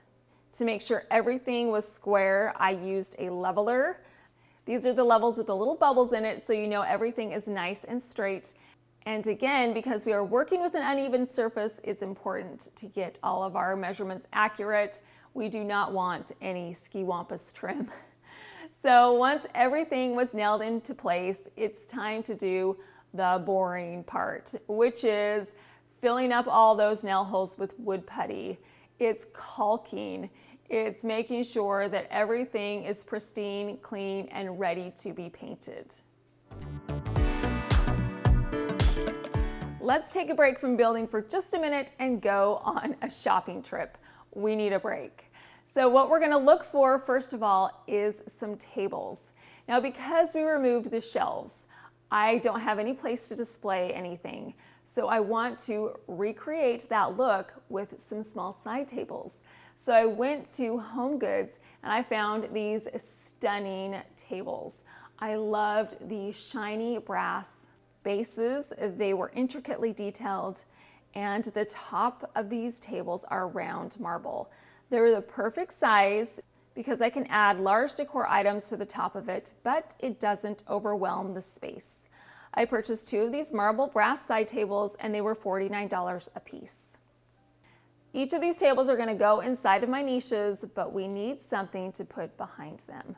Now, what I did love about my original design were those mirrors that I had on the top shelf and the bottom shelf. I loved how it reflected light back into the room. I wanted to take this a little bit further and get a much grander mirror to put in each of the niches. I had an idea to do a floor to ceiling mirror, and I found some beautiful mirrors at Hobby Lobby. These are 6-foot tall mirrors. The gold frame on these mirrors are stunning. It's thin, and I love the elevated and recessed frame feature. And the top and the bottom had some gorgeous ornate details that I want to incorporate into the space as well. These are leaner mirrors, so I don't need to worry about hanging them up. I'm just simply going to place them inside of my niches and lean them up against the back. These mirrors were on sale. They were 50% off, so they ended up to be $229 a piece, which is a little pricey, but we are going to splurge just a little bit because I really want a high-end look, and these leaner mirrors are classic and they are great investment pieces that I can use over and over again. Now, remember that dark, low coffee table that my TV was on? Well, we're gonna say goodbye to that coffee table and we are going to get a new console table. I looked for months to find a perfect fit that would go in this space, that was the right color, that had the right details on it, and I finally found one online. It is a stunning cabinet piece. Me and my boys put this together. I love how much taller it is now. It fits perfectly in that cutout. Now, the cutout that's in that entertainment center right now was originally for like those big fat TVs, the ones that you like roll in there, so it is quite deep. But this cabinet takes up the size and it fits in there beautifully. I also love the raised detail on it. And when I was designing, I had a vision in mind where I wanted those round knobs at the front. And I can't believe I found one. The gold is perfect for this space. Okay, we've made some good progress about buying our design items, but now it's time to get back to work. We've got to paint this entertainment center. And the paint that I'm going to be using is a polar bear paint. The paint that I'm using on the entertainment center is the same paint that I used on my kitchen cabinets.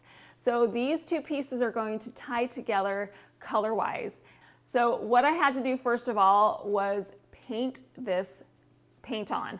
Now usually I just use my paint sprayer, which we are going to use, but because we had so many different types of materials, I had to paint on the first coat. The drywall will absorb more paint than the wood or the trim. So I had to roll on this first layer of paint. Once this first coat had been painted on, I looked at it and it looked terrible. First coats always look terrible. So don't worry if you put a first coat of paint on and you're like, what have I done? Don't worry, it's just a base coat. Things can only go up from here. So now that that coat had been dried, it's time to tape off around my entertainment center. I got some blue painter's tape and some paper, and then I added some cardboard to the top, and then I tinted the whole thing with some plastic. Now let's spray this. I got my paint sprayer and I sprayed everything. I love using a paint sprayer because it gives you a professional finish. You can't see any brush strokes. It gets into all those little nooks and crannies that you may have missed with a paintbrush, and it coats everything evenly. And when I use my paint sprayer, I can bust out my paint spraying outfit, which is those sweet shorts and that hot pink shirt, the shower cap, the gloves, the glasses, and the mask. So I am looking good while I'm doing this, but at least everything is covered. I did end up doing 4 coats of paint on this entertainment center. I wanted to make sure that everything was 100% covered in the paint and that it looked like a professional piece of furniture that had come from the store. Once my final coat was on, I let everything dry overnight.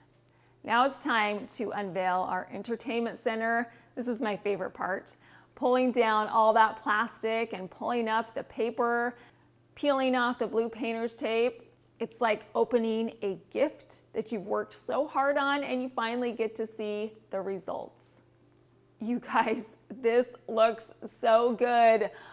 It is just what I had envisioned. It looks customized. It does not look like a builder grade entertainment center anymore. The wood paneling is stunning. The entire piece looks like it was crafted from one piece of wood. So yes, this did take a lot of time and effort, but it was 100% worth it. Now it's time to decorate it. We're gonna start off by sliding our cabinet into place.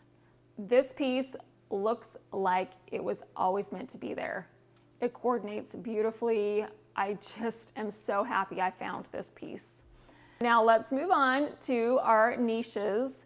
First, we're gonna put the leaner mirrors in the niche. Now, I did not do this. I had my husband and my boys do this. These mirrors are very heavy, so they used their muscles and put these mirrors in place for me. Now, you may be wondering, why am I putting the mirrors in and covering up all that beautiful molding?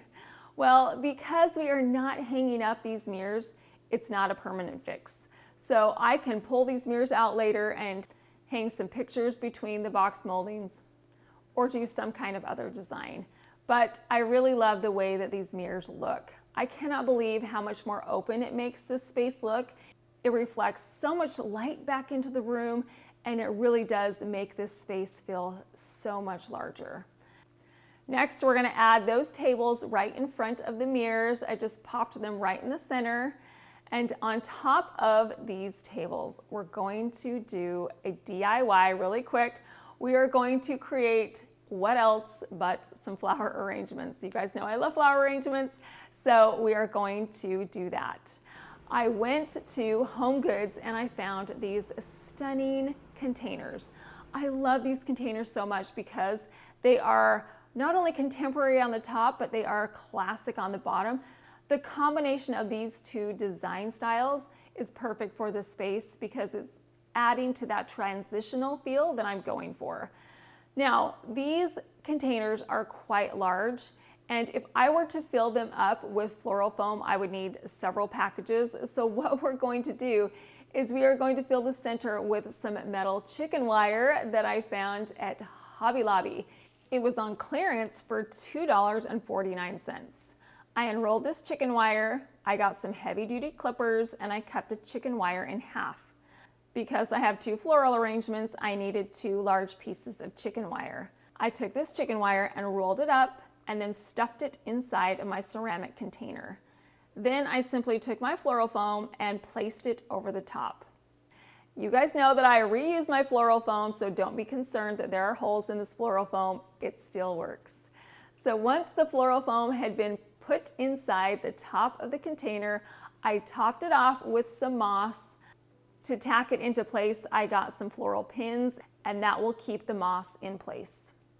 I think orchids are classic, elegant, and timeless, and they're also tall. And because our niches are tall, we need something to take up that space. So I headed over to Michael's and I picked up some stems of orchids. I really like the orchid stems at Michael's because they are affordable, and then I always use a coupon which brings the price down even further.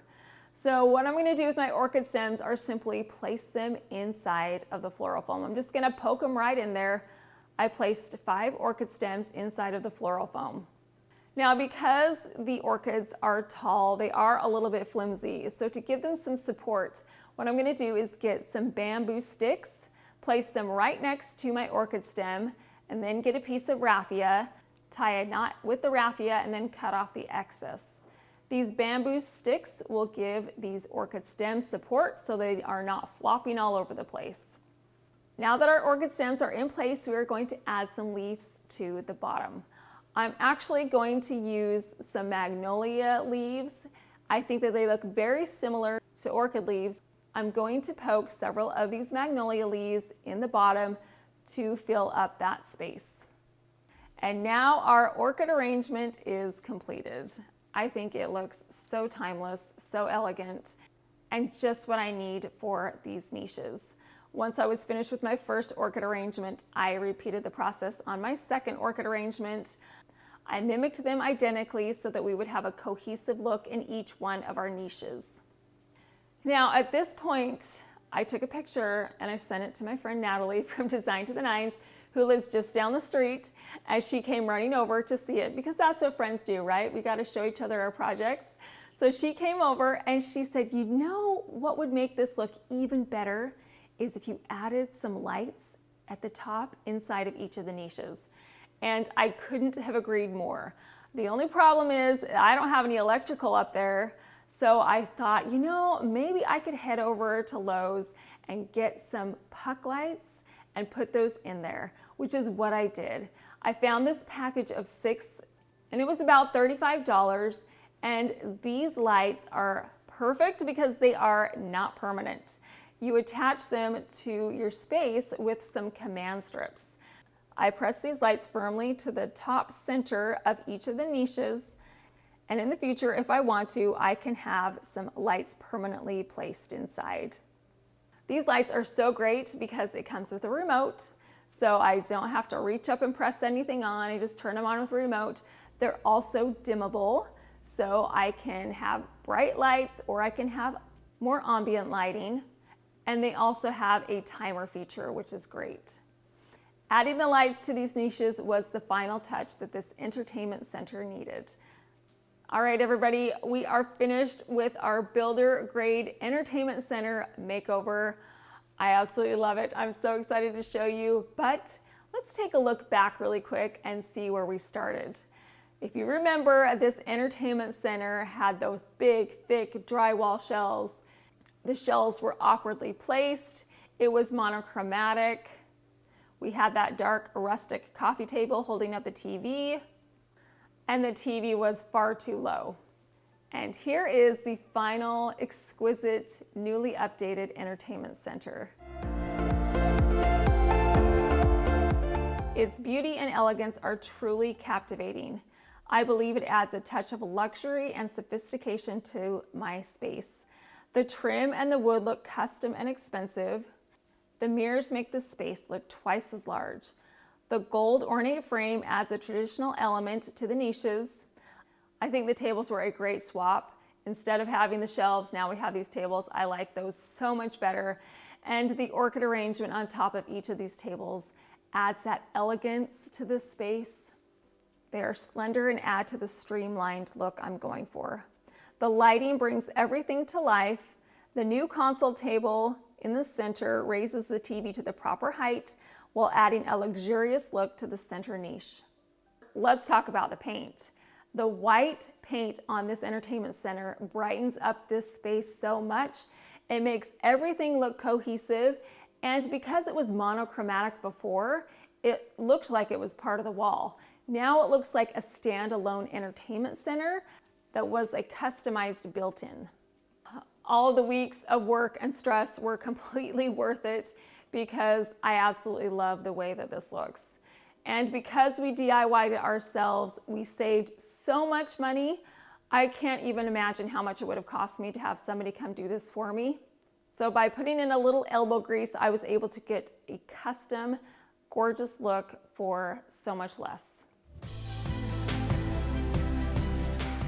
One downfall of having such a beautiful piece is looking right next to it and seeing the fireplace. Right now, this fireplace is not up to par. I don't like the mantle that's on there. It's just straight across. But guess what, you guys? Right now, I'm tired and I don't want to do any more big projects.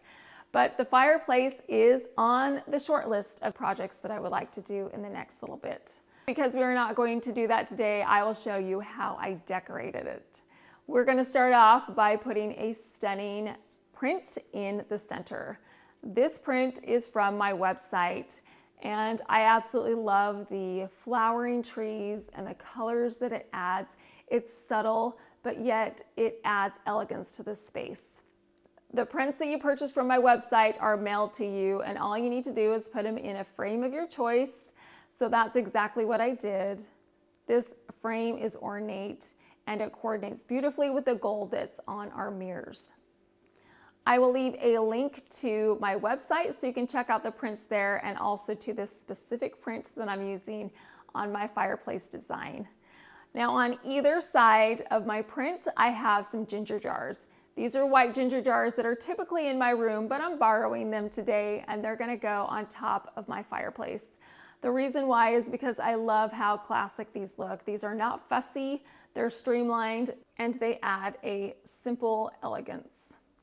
In fact, I would say the overall scheme of this look right now is classic simplicity. There's not anything that's overwhelming anything else. Everything is streamlined and intentionally placed. This builder grade entertainment center makeover was truly a labor of love. I put a lot of time, effort, and thought into this, and I couldn't be more pleased with the outcome. It was definitely worth all the hard work.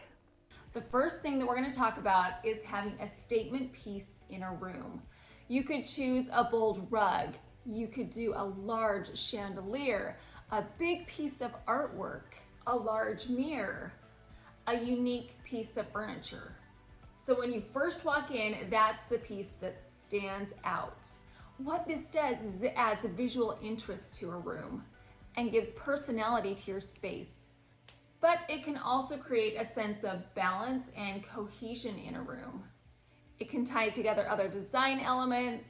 It can also be a great conversation starter. Everybody wants to know about that unique piece in your room that's unique and different from other pieces that they've seen in other homes. It's what makes you unique, your personality stand out, and it gives a glimpse into your design sense. So add a statement piece to your room. It's a smart investment that can enhance both the aesthetic and functional aspects of your room. Next, we're going to talk about mixing and matching, which is one of my favorite things to do. I love using more traditional pieces juxtaposed with contemporary items. For instance, I have some modern lighting that goes along with some more traditional seating. You can have some traditional accessories next to more modern accessories. You can have a traditional couch and have a more modern ottoman or coffee table. You can choose to go with a traditional faucet but have a more modern cabinet style. I think mixing and matching design styles gives your space personality. Next, let's talk about updating your furniture. Now, I'm not telling you to go out and buy some new furniture because that can definitely break the bank. I'm just going to show you what I did to update an old piece of furniture that I had. Now, I've had this buffet for over 10 years. I bought it off Facebook Marketplace. It was under $200, so it was a deal back then. It has been loved. It has definitely been used. It's got some scratches on it now. It's got some dings. It's definitely been loved, and it is a worn out piece. I also don't love this dark mahogany color. It's really heavy on this side of the room. Your eye is just kind of drawn over here because of how dark this piece is. And so I want to brighten it up so it goes along better with my overall design sense and makes everything cohesive in this room. So what we're going to do with this piece is take it outside, and I'm going to begin by sanding it down. So I got my sander and I began to sand the top, and then I realized that this was a very big job, and so I needed to recruit some help. So I asked my sweet twins to come and help me, which they did. They're so good, and they helped me to sand down the rest of the buffet and the drawers. Now there were these twisted Tuscan style half columns that were on either side of the buffet. And while I have enjoyed this detail in the past, I'm trying to update my piece and make it look a little more modern and streamlined. So these beauties have to go. So I got a chisel and I chiseled them off. They're just glued on, so they popped off fairly easily. And as a replacement, I got some 1x4s and I cut those down to size with my miter saw. Then I got some decorative trim. This is a thinner trim, and I cut those down to size as well.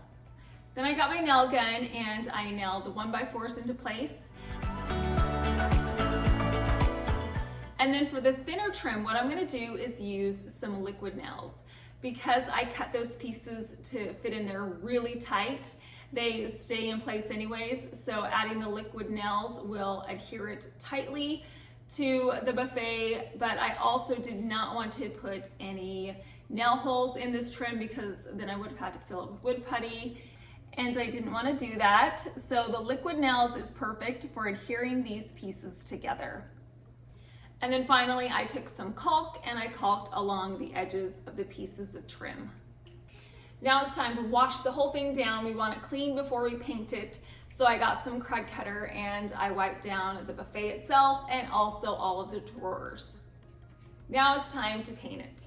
So I made a makeshift paint shop out in my garage with some tarps, and then I got some polar bear cabinet paint and my paint sprayer. I love using a paint sprayer. I think it gives your piece a professional look. So I did 4 coats of paint on the buffet and 4 coats of paint on the drawer fronts. And painting it white makes it look already a million times better than that dark stain. To update it even further, I'm going to swap out the knobs. Before they were these big, round, chunky knobs. I thought they were too big for the particular drawers. And I also wanted to update them into a more modern style. So what I did was I headed over to Hobby Lobby, and luckily for me, all of the knobs and the pulls were 50% off. I found this rectangular marble knob that has some gold detail to it. So pretty. They were originally $7 a piece, but luckily for me, they were half off, so $3.50 was the cost, which was great because I needed 11 of them. So we're keeping costs down by buying things on sale.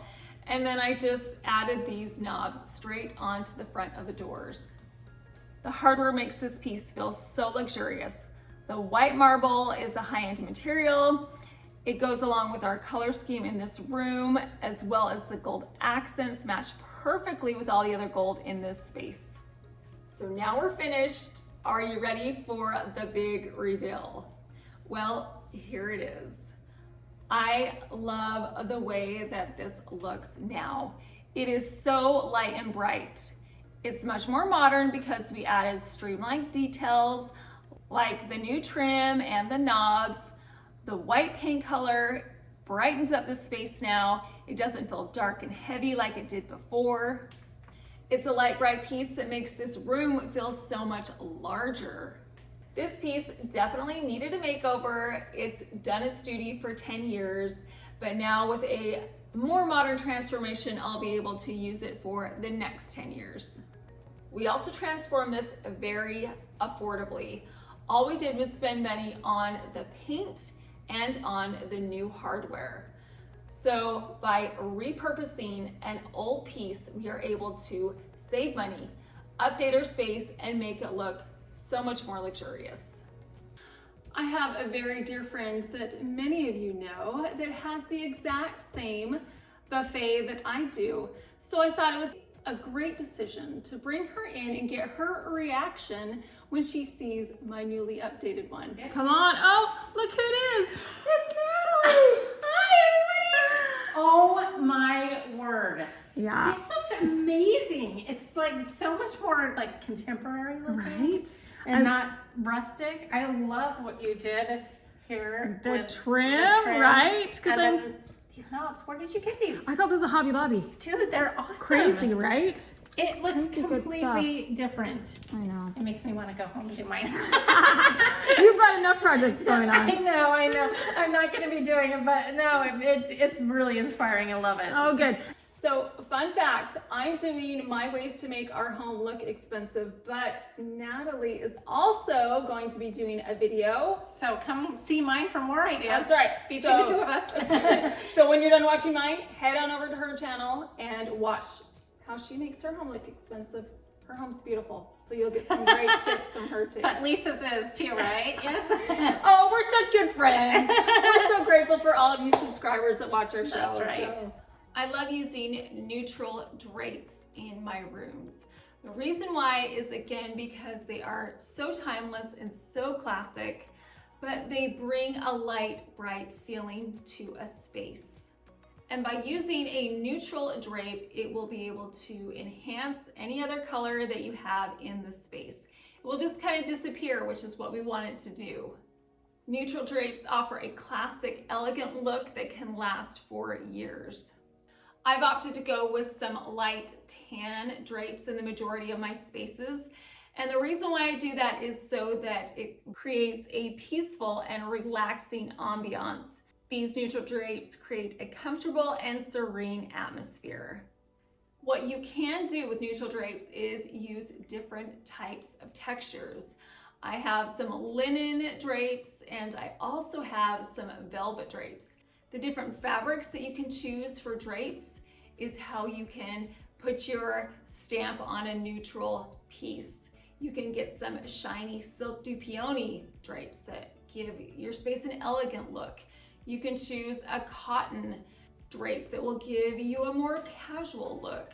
So you can choose neutral drapes, but you can still give it personality by using different textures on your drapes.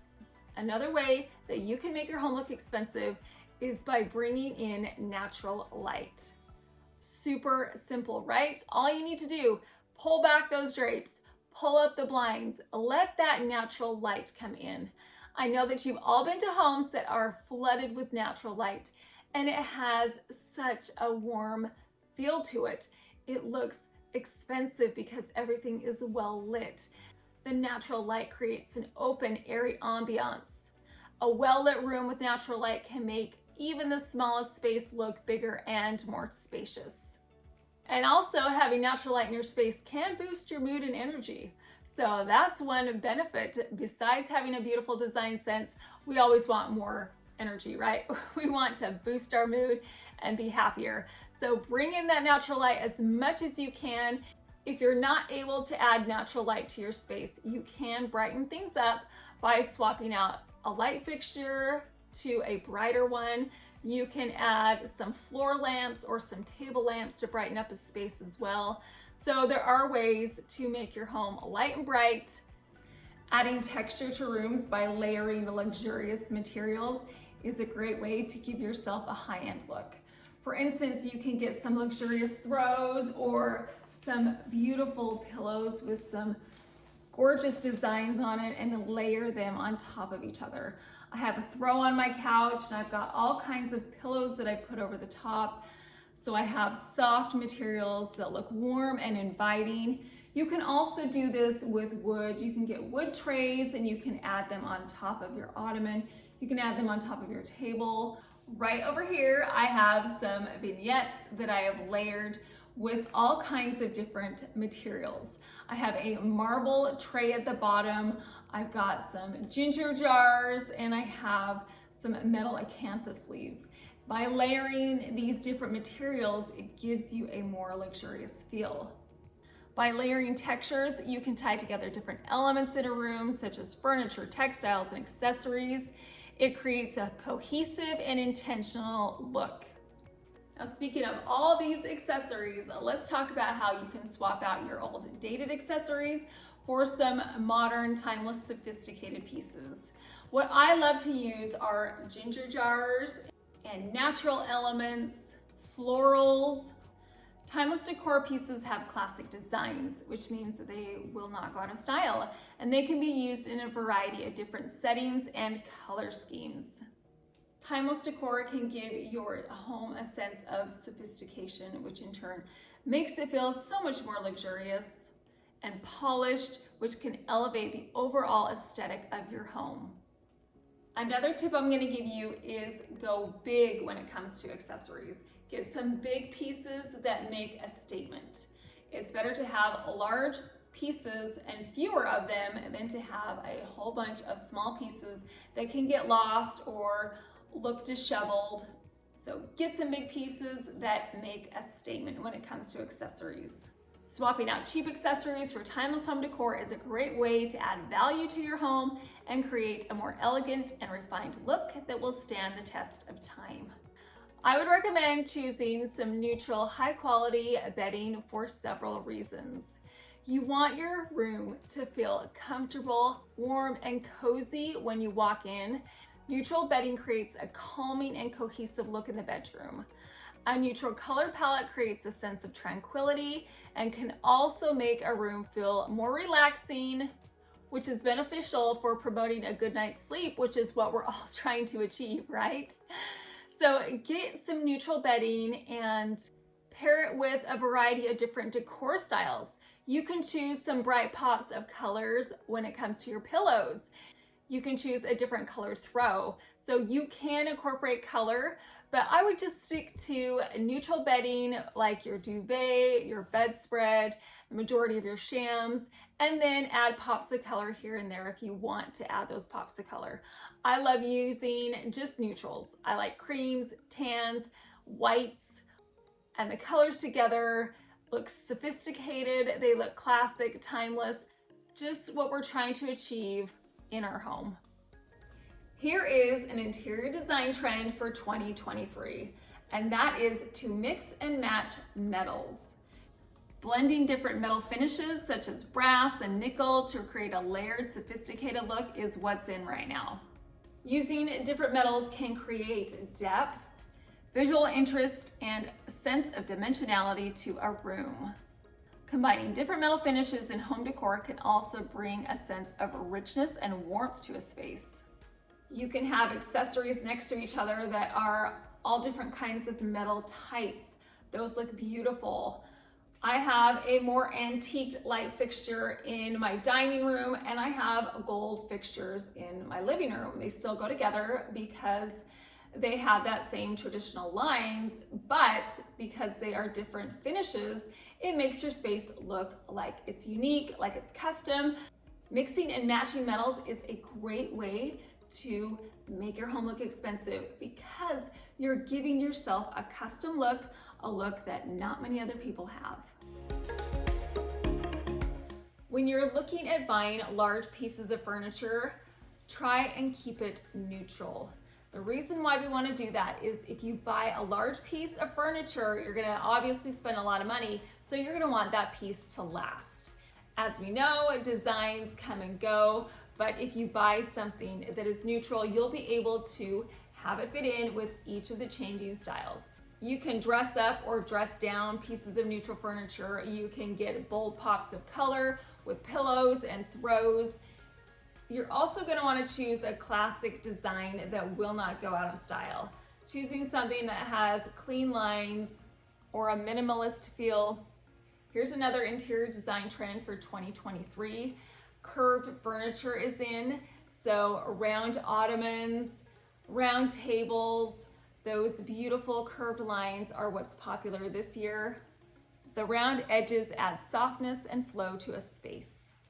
Another way that you can make your home look luxurious is by adding some architectural details to your home. Now, typically this would be a very expensive thing to do, but you can buy trim at Lowe's and Home Depot so affordably. I've been able to add some decorative trim to my bedroom and to my dining room. You can buy pre-cut pieces nowadays where all you need to do is just peel off the back and stick it on the wall. Adding these architectural details make your space look custom and so unique. If you really want to splurge, you can add some wainscoting or some columns for a more dramatic effect. It makes your home look luxurious, high-end, expensive, because it is unique and special and custom to you and your home. I am out on a walk on this beautiful afternoon.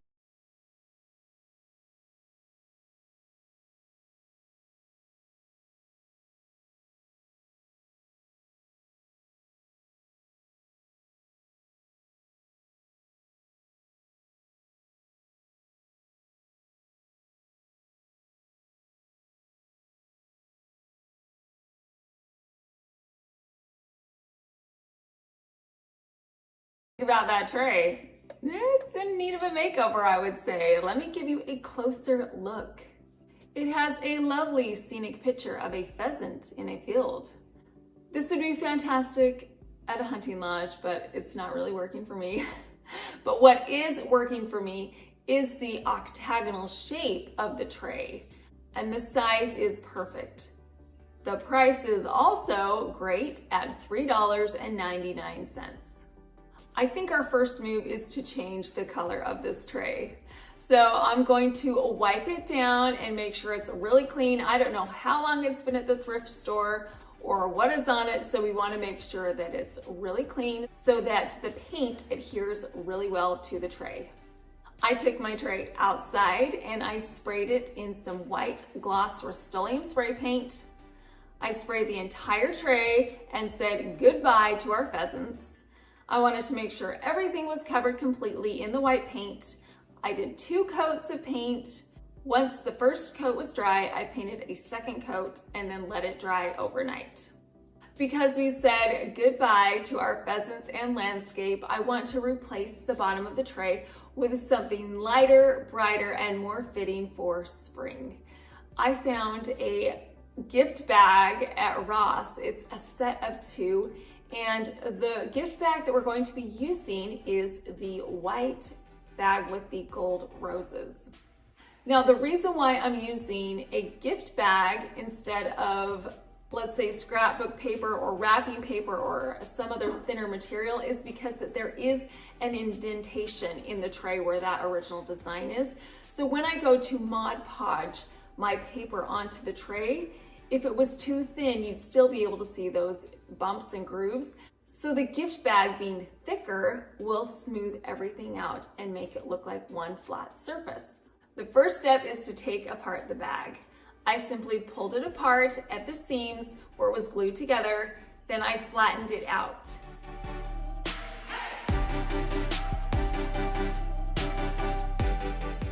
Next, I put my tray on top of the gift bag, and then I traced around it with a pencil. Then I measured the thickness of the tray walls, which was 1/4 inch, and came in 1/4 inch on my octagonal template. I used my ruler and pencil to trace out the correct size. I placed my gift bag on top of a self-healing mat, and then I got out my Cricut rotary cutter. The rotary cutter is fantastic for this project because it's going to give me a straight cut on each side. Once I had cut out my octagon, I did a quick dry fit to see if the octagon would fit inside my tray, and luckily it fit in there perfectly. To adhere the gift bag octagon to the bottom of the tray, I'm going to be using some Mod Podge. I got a sponge brush and the Mod Podge, and I added a liberal amount to the bottom of the tray. I made sure that each part of the base of the tray was completely covered in the Mod Podge, especially in the corners, because I want the corners and edges of my paper to adhere really well to the tray. Next, I took my gift bag octagon and I placed it in the center of my tray. Then I took my large Cricut scraper and I pressed out all of the air bubbles. You can also use a kitchen scraper or a credit card for this step. You just want to make sure that all of those bubbles are pressed out from underneath the paper. By removing the air trapped underneath, your surface will be smooth and flat. I waited about 20 minutes for this first layer of Mod Podge to dry, and then I came back and I added a top layer of Mod Podge.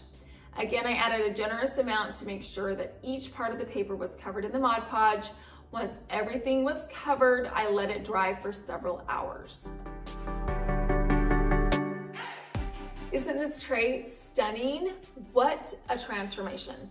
It started out in pretty questionable shape, but by simply painting it white and adding a new updated surface to the bottom of the tray, it makes it look brand new. To theme this tray into spring, I added a clear cake stand. I placed a large ceramic bunny on top of the cake stand and then put a cloche over everything. This is such a beautiful display piece that is perfect for the changing season. I love it when the flowers start blooming in the springtime. It's like the world is coming back to life. So we are going to really take advantage of beautiful spring flowers today, and we're going to make a spring floral arrangement. We're going to start off with a urn. This is actually an urn that I did a thrift flip on. In a previous video, I added a thicker base to the bottom and then I painted it white and added a stippling effect to make it look like it's concrete. We are going to need floral foam for this arrangement, so I'm going to hot glue the bottom of the floral foam and then add it inside of my urn. The reason why I'm hot gluing it is because the urn is really shallow and I wanted the floral foam to stay in place. Then I added some moss over the top and I attached the moss and the floral foam using some floral pins. I started off adding in my greenery. I have this really cute floppy greenery. It looks like the top of carrots to me, so I thought it would be perfect for this arrangement. I added several of those around the base. And then I also have some pretty pastel green lamb's ear that I'm going to add in as well. Next, I added in these really cute stems of artichokes, and I did buy these at home. I placed those so they draped off to the side. Next, I added in these tall white flowers. I have no idea what these are. When I bought them at Michael's, the tag on the stem just said stem. So I don't know what they are, but I absolutely love them. So for all of you floral aficionados out there that know what this is, leave me a comment and let me know the name of this flower. So I added a few of those in, and then I placed in some tulips and a variety of other white and pastel pink florals. To really theme this into spring, I'm going to add a cute little bird's nest with some eggs. I purchased this bird's nest at Michael's. I hot glued a stem onto the bottom to turn it into a pick. And then I placed it into my floral arrangement. Once my bird's nest was in place, I added these cute little white and gold speckled eggs. I hot glued the underside of them and then placed them inside of the nest. Now every nest needs a bird, so I have this cute gray sparkly bird. I purchased it at the Dollar Tree. To make this bird stay in my floral arrangement, I took another one of those wire stems, I bent the top, and then there's a little clip on the bottom of the bird. I just clipped it right onto the wire stem, and then I poked it into the foam. I cannot even tell you how much I love this floral arrangement. It is so cute and so perfect for spring. All we did was we just took a regular floral arrangement. We used some pastel flowers and then we added a cute little element like this nest, bird, and eggs. By doing that, it just takes it over the top. I was rummaging through the shelves at my thrift store and I came across this plate. I think it's a plate to hold deviled eggs, right? You put the little eggs in the divots. Well, I absolutely loved the shape of it and the price was right at $1.99. This plate also reminded me of some scalloped like marble trays that I've seen that people use to display candles and other decorative items. I think it is so pretty. I love the white milk glass and the gold around the rim. However, the gold around the rim had been rubbed really thin in some places and was completely missing in others. This is going to be a quick, easy fix. All I needed to do was tape off the scallop ridges and around the outside in some blue painter's tape. I also took a little bit of that leftover gift bag and placed it in the center to protect the center of the plate. I took my tray outside and I sprayed it in a coat of metallic gold Rust-Oleum spray paint. I sprayed around the scalloped edge and then I let it dry for 2 hours. I removed the paper and the blue painter's tape and it looks brand new. Now here is a little tip. I had a bit of overspray that got onto the actual plate itself. So all I needed to do to remove that was to get some fingernail polish remover and some tissue. And then I just wiped it right off. Now this plate is better than new. I'm going to place a candle in the center and it looks like a high-end scallop tray that you would pay an exorbitant amount of money for, and we only spent $1.99.